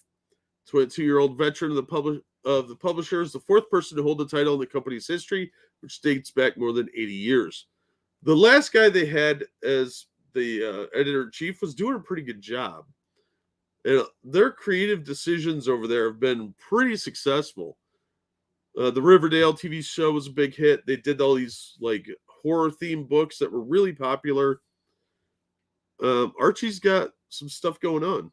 Archie Comics is the home of Archie, Betty, Veronica, and Jughead. As new editor in chief, he succeeds the late Victor Gorlick, who died in February 2020 after 60 years with Archie. It's an immensely important position, not only at the company, but for the American publishing industry at large. There are very few companies that can remain independent for over 80 years while keeping their core business intact. That's exactly what we're doing and will continue to do with Mike leading the charge. The new role, he will oversee the publisher's classic Archie content, such as the Digest line, which tells new stories set in the nostalgic past of the publisher. He will also lead its all ages reprint line, which brings both new and classic stories to today's reader. Jamie L. Rotante, Archie's senior director of editorial, will continue to oversee Archie's modern comics, which are set in the present day. Pellerito assumes the editor-in-chief role as the comic book industry continues to adapt nearly 2 years after the coup temporarily shut down comic shops. That was mostly Diamond's fault. Those worst fears did not come to fruition. No, the industry is imploding. It's just very slow. Archie, with Archie among the publishers seeing an uptick in sales. That's because Archie is putting out better comics than Marvel, with more coherent stories and better art. And you have no idea how difficult it is to say that. Archie's been one of those things that you can kind of escape to and just enjoy a breather. Yeah, if you have no imagination. They have a feeling of normality that Archie could provide, that things are going to get better at the end of this. Yeah, that's a weird thing to say.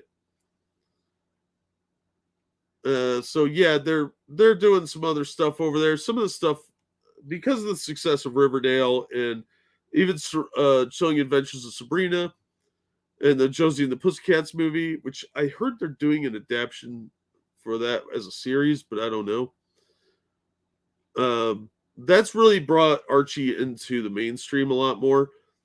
But their modern books have been actually pretty well done. And their horror stuff has been really solid.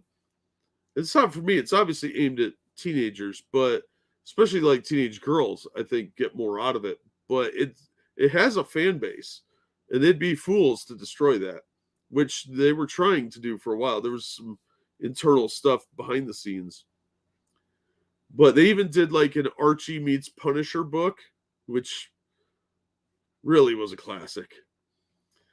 And they did the Batman 66 meets Archie. Those were fun. There's been a lot of really decent stuff come out of Archie in the last 10 years. And yeah, you're not going to see major success out of that, but they could still be trucking along. As Archie announces a new chief, it's also unveiling a crossover comic, Archie meets Riverdale, with the classic gang interacting with the modernized versions from the CW show. The book's origin story dates back a few years to a comic shop in Harrison, New York, where Pellerito got to chatting with writer Daniel Kibblesmith.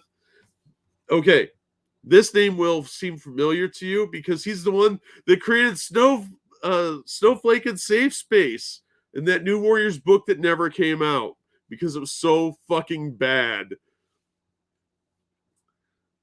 Who was there for a signing of his recent Black Panther versus Deadpool book. Kibblesmith eventually pitched the idea of a one-shot crossover that will feature art from Pat and Tim Kennedy, Bob Smith. I don't care about any of this. Here's a first look. Ooh, there's about 10 bad memes I can think of that can be drawn in right here. Just saying, I'm a bad person. But it's got a classic Archie style. So this art is sadly better than most of what Marvel does. So yeah, they got a new editor-in-chief. It looks like Archie's trucking along. Their sales aren't great, but we always called them homeschool books because they were the safe comics. So the moms that didn't like, superhero stuff could read those. Hey, Eagle. How you doing, man?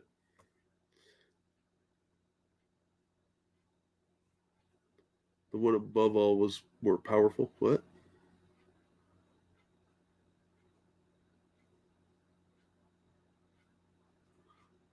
So yeah, the writer behind that failed New Warriors project is going to fuck up Archie, but it'll probably be fine. He's a very progressive weirdo, so he could probably do teen drama just fine. They usually can. Chemo's not affecting me too badly, thank God. Oh, good, dude, good.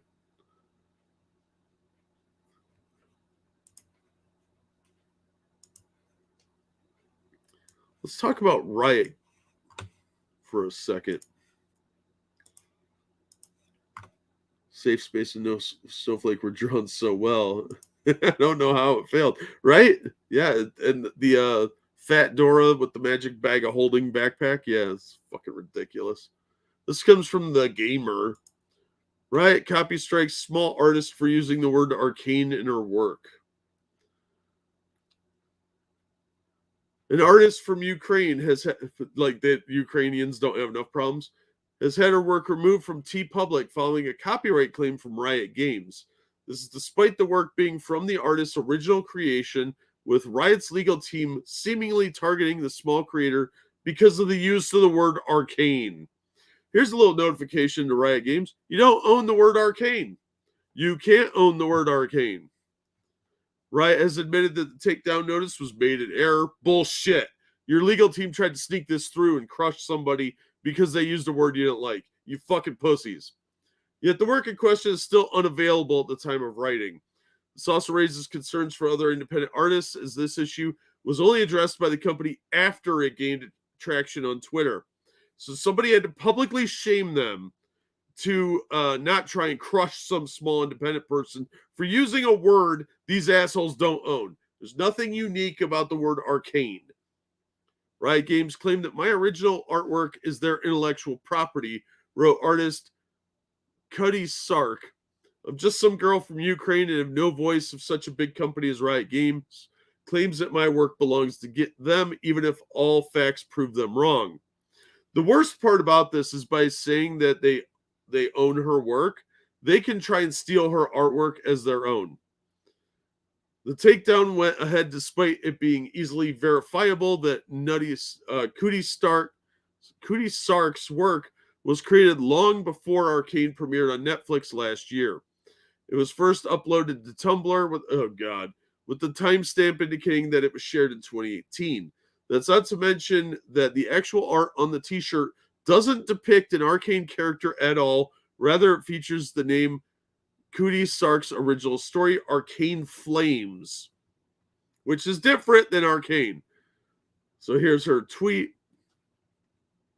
Fans quickly rallied behind the artist, flooding Riot's Twitter page. Twitter replies with a request to look into the matter. Why? They don't fucking care. They were trying to steal her art.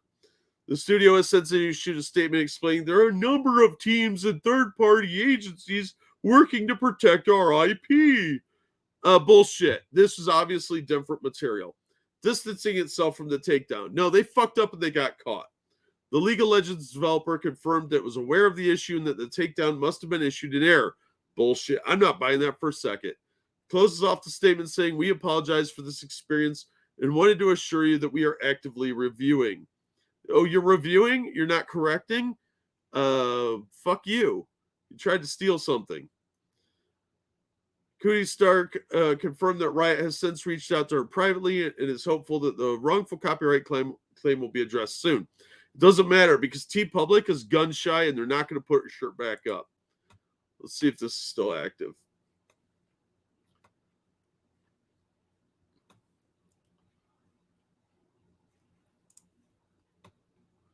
So here's her art.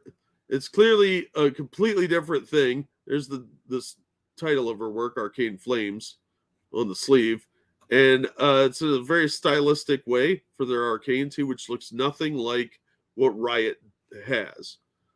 Let's see, some of her artwork should be, there we go. This looks nothing like anything Riot Games owns. But they just tried to steal this from this woman and keep her from profiting on her own work. Her own original work, Arcane Flames, from 2018, because of the word arcane.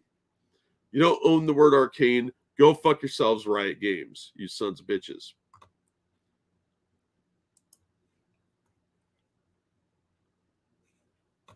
I thought about getting YouTube Premium just to get rid of those 1 hour ads that keep popping up, because I put stuff on autoplay while I'm doing something else.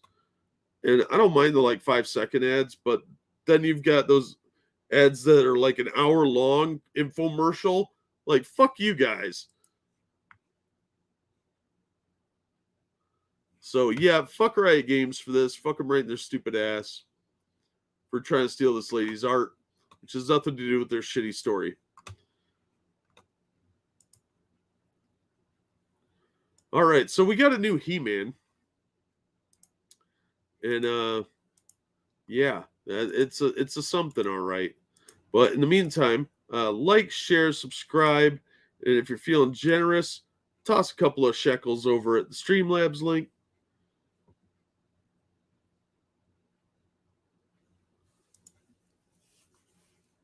But we got a new casting for He-Man. Yep, there's a live action movie coming out. And dear God, this casting is horrific. West Side Story's Kyle Allen to star as He-Man in Masters of the Universe, nearly 3 years after Noah Centineo announced he would play the role. That guy's apparently gone. So the new live action movie. There's your He-Man, guys. The actor, 27, started the most recent West Side Story adaptation and will soon play the classic character He-Man in the live-action Masters of the Universe movie. Yeah, this dude's going to be He-Man. Notice something that's missing here. What's that word? Bulk. He-Man should be muscular.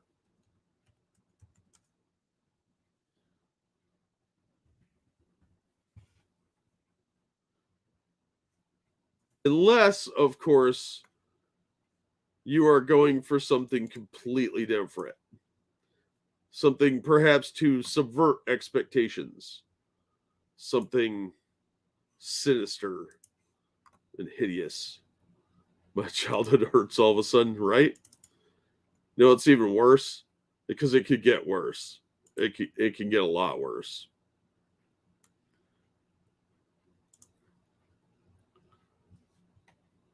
No Dolph Lundgren, no watch, right?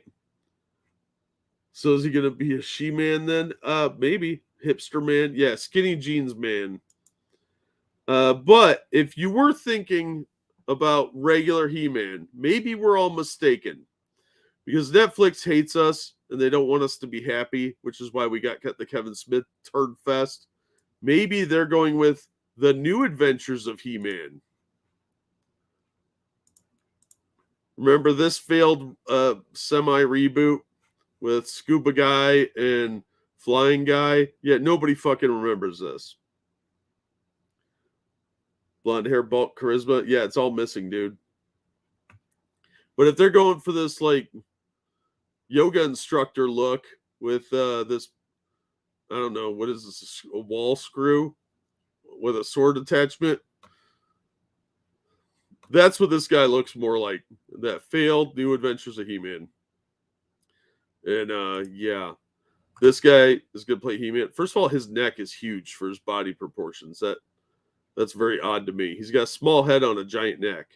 It's like one straight line. There's no indenture at all. That's weird to me.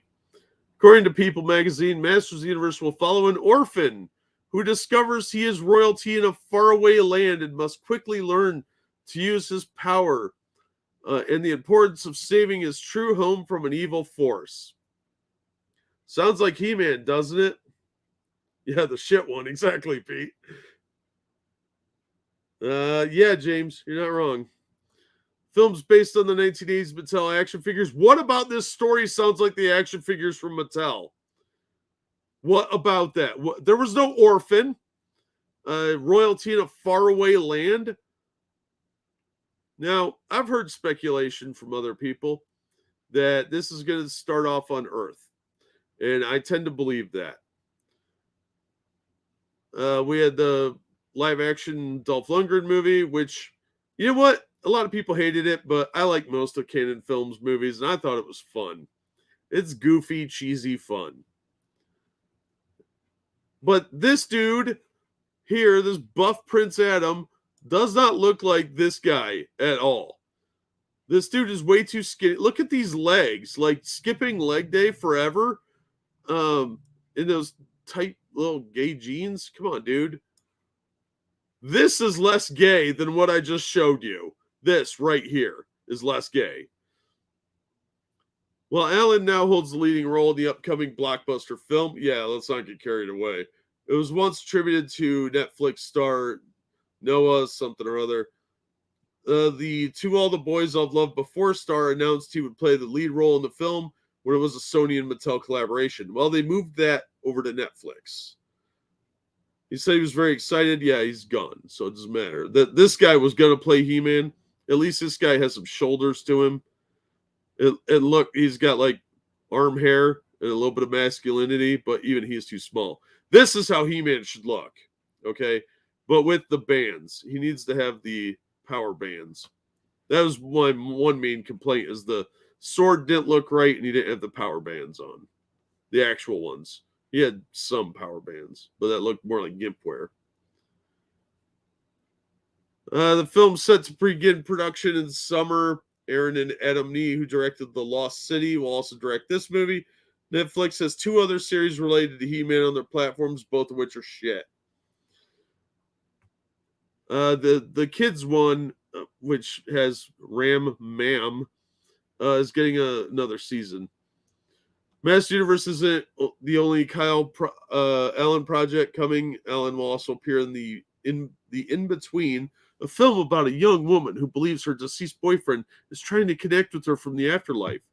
I don't care about that either. That sounds more masculine than what we're going to get with Twink He-Man here.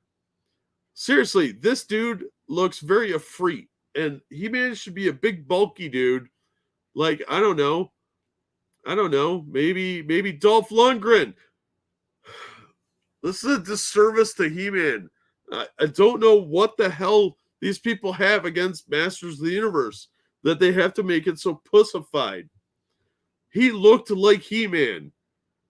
He was a great cast for that. It's not his fault the movie suffered horribly from lack of budget.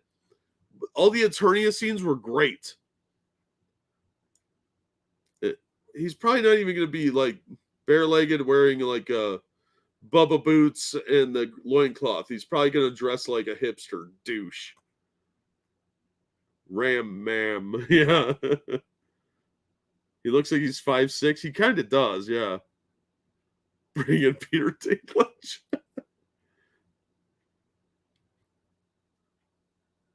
It needed more scenes of Courtney Cox. Yeah. Wow. Yeah, it could work if they were doing it right, Pete. But unfortunately, this is a Netflix production, so they're just going to shit all over us. They'll probably make Orko CGI just so Peter Dinklage doesn't get mad. So they're taking the He-Man and just making a new story. Yeah, pretty much. Enough raids and pasta, maybe it'll bulk up in time. I hope so. They're supposed to start this summer, but I don't have a lot of faith. Yeah, The Rock would have been decent casting. I could accept that. Like if this dude was playing Prince Adam and then he holds up the sword, says I have the power, and becomes some big other actor that's a buff dude, I'd be fine with that. That's not what we're going to get. We're going to get pussy little Prince Adam here all the time. Ugh. It's fucking disgusting. They hate everything that is even remotely masculine in entertainment today, and they want to destroy it. They hate you because they don't like what you enjoy. And they're miserable, miserable people. And I hate them. They're stupid, and they all look smelly. All right. Got a couple more stories here. Batista, his face looks weird. He's got kind of like a pinhead thing. Yeah, Hemsworth. I would the older one, not the pussy other one. Chris Hemsworth. I could see him playing He-Man. I'd be fine with that. I don't care if He-Man's got an Australian accent if he looks like fucking He-Man. Chris Hemsworth is a decent actor at least. Not Liam. We're not doing that. No. So I could be He-Man? Sure, why not? Apparently anybody could be He-Man. Chris Pratt. Chris Pratt might be a little small, but at least that dude can act too, and he at least has muscles. This kid looks like he needs to pack on 2 other people at the gym. Like, seriously, is it that hard to find an actor that looks like a bodybuilder? So Tila could be more buff? Probably, Mr. Hugh. You're not wrong. We got to have a lot of rah-rah girl power in there. From comicbook.com, Hasbro and Lucasfilm strike a deal to make Indiana Jones figures. Indiana Jones toys are on the way from Hasbro, the same company that made Lucasfilm's Star Wars toys for years. On Wednesday, Hasbro announced that it has extended its relationship with Lucasfilm, renewing its Star Wars licensing agreement. The 2 companies are expanding their working relationship, awarding Hasbro the rights to create products based on the Indiana Jones series. It's an exciting development since the 5th Indiana Jones movie is going to be ruined by Kathleen Kennedy and they're trying to kill Harrison Ford. And that story is going to suck donkey balls. Hasbro now holds the master toy license for both Lucasfilm franchises, according to the press release. Yeah, what about American Graffiti, huh? No American Graffiti toys? Hasbro plans to continue creating toys and games that appeal to fans across demographics. They're going to begin in 2023 alongside the next Indiana Jones movie. Hopefully, they stop making that movie. It's going to suck donkey balls. The company previously made Indiana Jones toys in 2008 for King Crystal Skull. The Kenner Company, which Hasbro now owns, did toys for Raiders of the Lost Ark, which were pretty cool toys. The one Indiana Jones figure had like a quick draw action. Those toys were cool. Hopefully they'll redo some of those. So, yep, you can look forward to some Indiana Jones toys. So if you ever wanted your kid to play as a geriatric old man running across time to his untimely demise so some girl can replace him, now's your chance. I'm the same size as the guy they cast. Yeah, dude, apparently you could be He-Man. You'd probably do a better job, too. Ugh. That's so offensive because, like, they've taken everything you liked as a kid and they're taking a big steaming shit all over it. That's a good question, Frosted. I don't know if they're going to do any THX 1138 Robert Duvall figures, but I would buy one as long as it's like price affordable because I'm poor. So, Bleeding Fool had an interesting article. Tessa Thompson is out saying dumb shit again. That's the chick that played Valkyrie in Thor Ragnarok. Thor gay or go home. Tessa Thompson promises lots more gay MCU. Oh, because that's what the MCU was lacking, was gay representation. Marvel's been missing the gay window for a long time. Tessa Thompson will make her 3rd MCU appearance as Valkyrie in Thor Love and Thunder. And while she hasn't revealed any specific plot points of Chris Hemsworth's 4th film as the Marvel's God of Thunder, the actress has been discussing how this time around she's been able to explore Valkyrie's sexuality in a way that she couldn't previously. I don't know why this is broken up into 2 words, but whatever. While the character's queerness has been alluded to in passing, the new film directed by Taika Waititi, who can't stop putting himself in movies that he thinks he's hilarious in, is expected to feature a far more blunt version of Valkyrie's homosexuality, something Thompson says she's very eager to explore. Look, this chick wants to munch some muff, she can make porn. Of course, we've been hearing this for over 2 years, so it's no longer news at this point. Over 2 years? What's over 2 years? Nevertheless, she blabbed onto the rap talking about gay stuff. The rumor that I saw, which I don't think has any credibility at all, and again, rumor, is that her and Natalie Portman's Thor might have some sort of thing.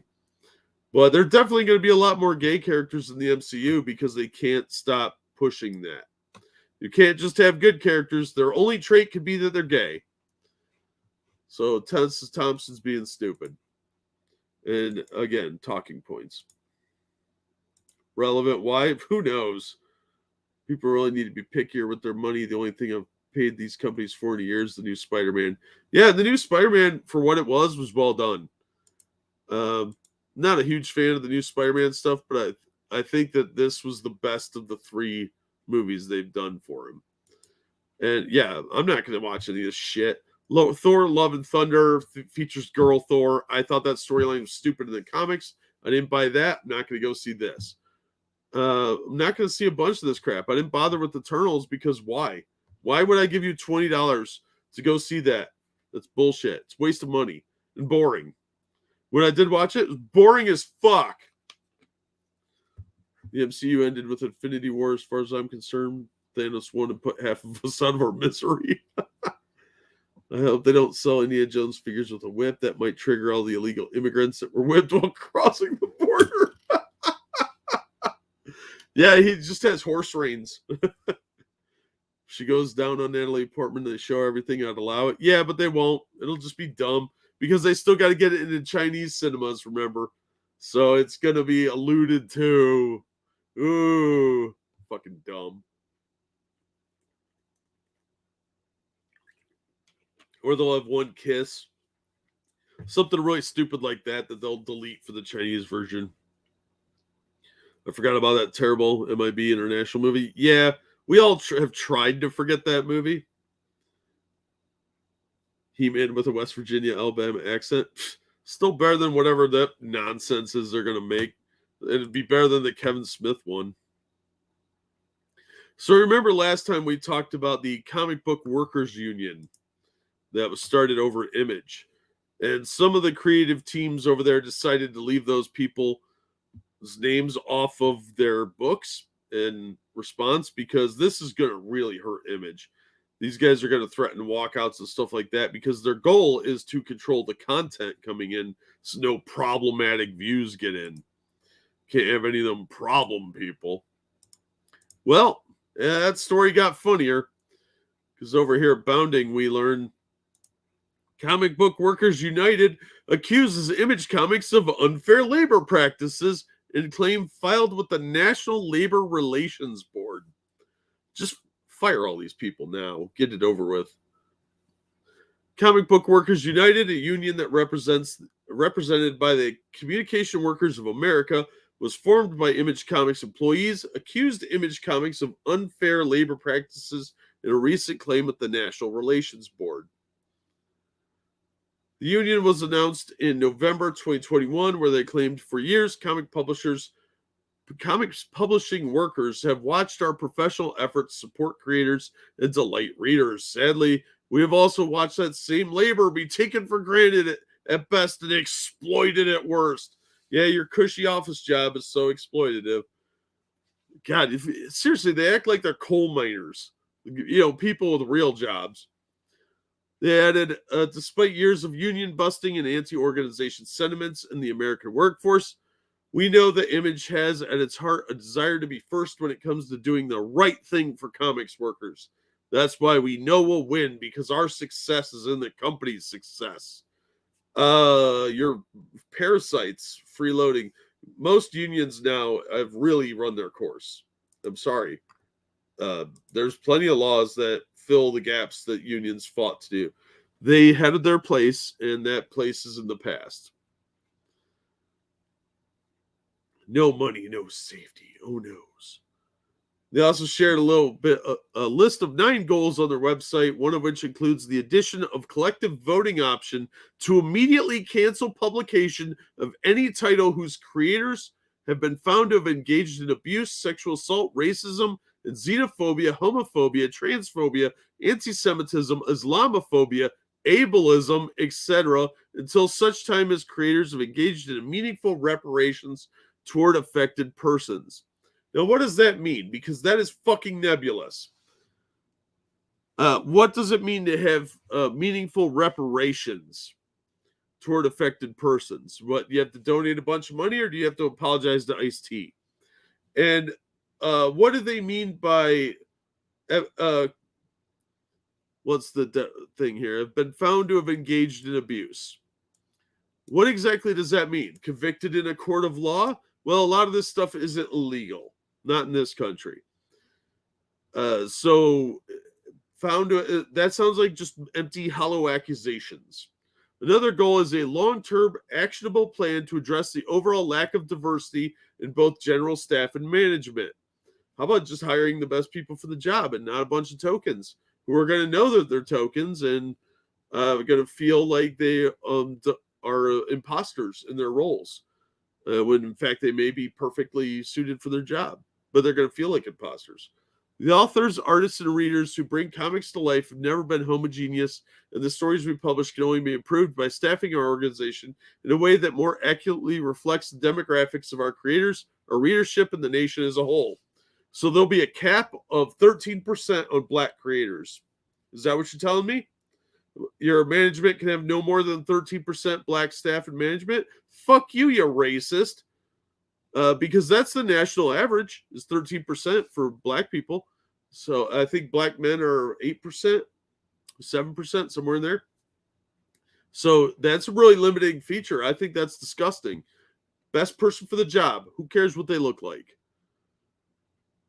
By January 6th, the union announced that they won their election, making Image Comics the first unionized comic publisher in the United States. A few people that worked there voted against it, by the way. Only like 12 people participated in that vote. They went on to state, winning this election is only the beginning. Yeah, bet. As always, we are drawn in solidarity and are eager to continue working together with the CWA on the next steps towards securing a strong, fair, and exemplary first contract for comic book publishing workers. Now the Comic Book Workers United Union accuses Image Comics of engaging in unfair labor practices within the meaning of Section 8A, subsections 1 and 4 of the National Labor Relations Act. And these unfair labor practices are practices affecting commerce within the meaning of the Act, or those unfair labor practices affecting commerce within the meaning of the Act and Postal Reorganization Act. Who didn't see a lawsuit coming as soon as these idiots passed it? Image Comics retaliated against bargaining unit members and Image Comics employees for commencing our case 19RC 285502 and participating in the procedure for Subregion 36 to evaluate the appropriateness of the bargaining union. The Comic Book Workers United added, they concluded Image Comics has interfered with the exercise of the bargaining unit members and Image Comics employees' Section 7 rights by intentionally disseminating misinformation. So here's the paperwork. The complaint makes no mention as to what exactly the retaliation is they're claiming that Image Comics engaged in. But in one of the more recent issues of Hellcop, the Image Comics employees who are part of the Comic Book Workers United were removed from the office credits page. Back in December, the name of 10 employees can be seen in the second issue's office credits title section. So here's that. They're all highlighted here. Bunch of fucking nobodies. However, in Hellcop 3, the name of those 10 employees are no longer present on the title page. And nobody cared. I think this is fucking pathetic. And they're going to keep doing shit like this. It's going to cost Image a lot of money. They're crying retaliation over something as petty as that. That's the best they've got. It's fucking sad.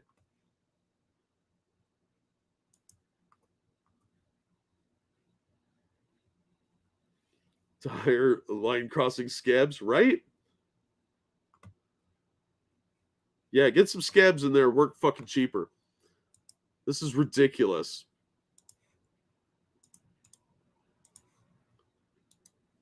But we all knew this was coming, and they really want the ability to censor people. So that's what it's really about, is they want to be able to control what's published. And this happened over at Kickstarter, remember? And what happened? Oh no, times are tough. Got to lay all of you off now. And they started the firings specifically with their union employees first.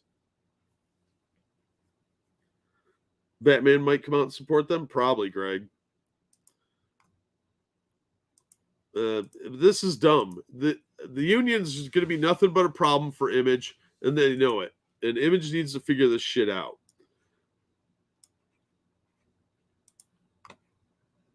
All right.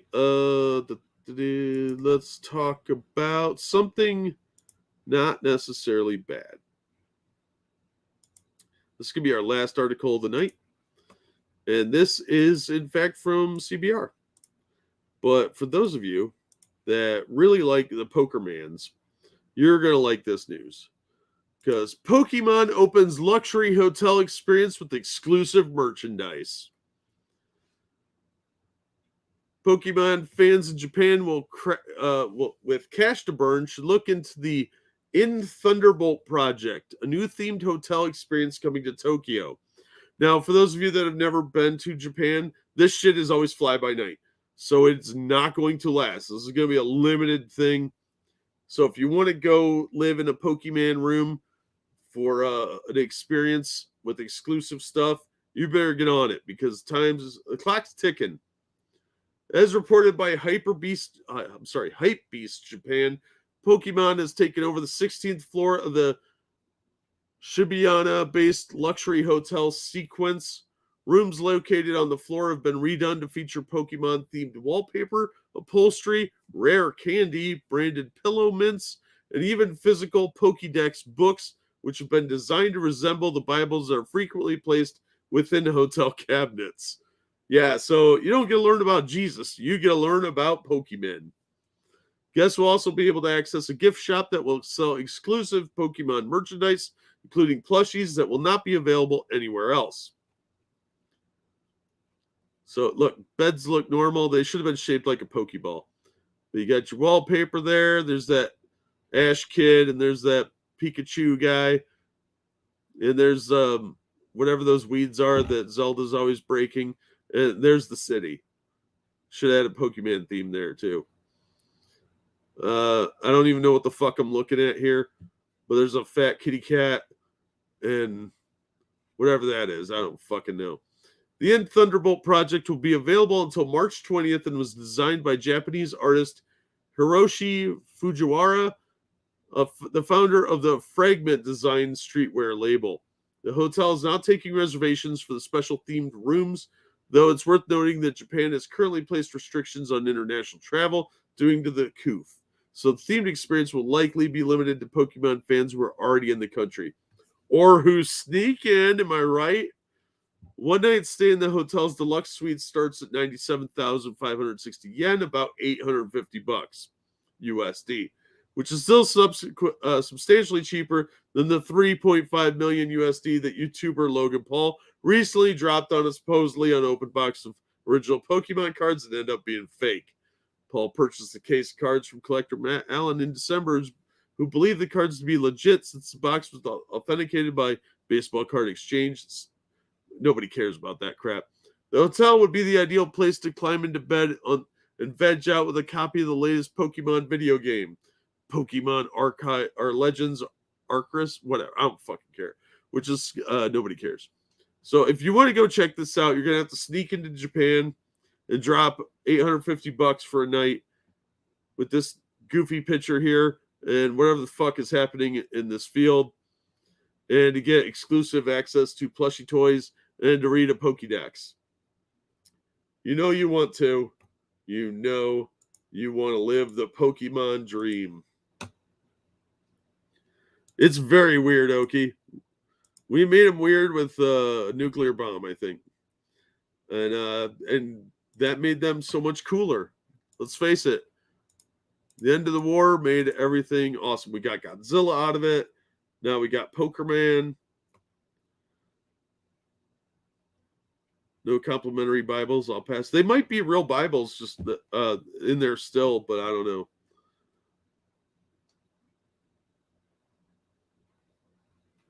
I would love to go to Japan as well, Pete.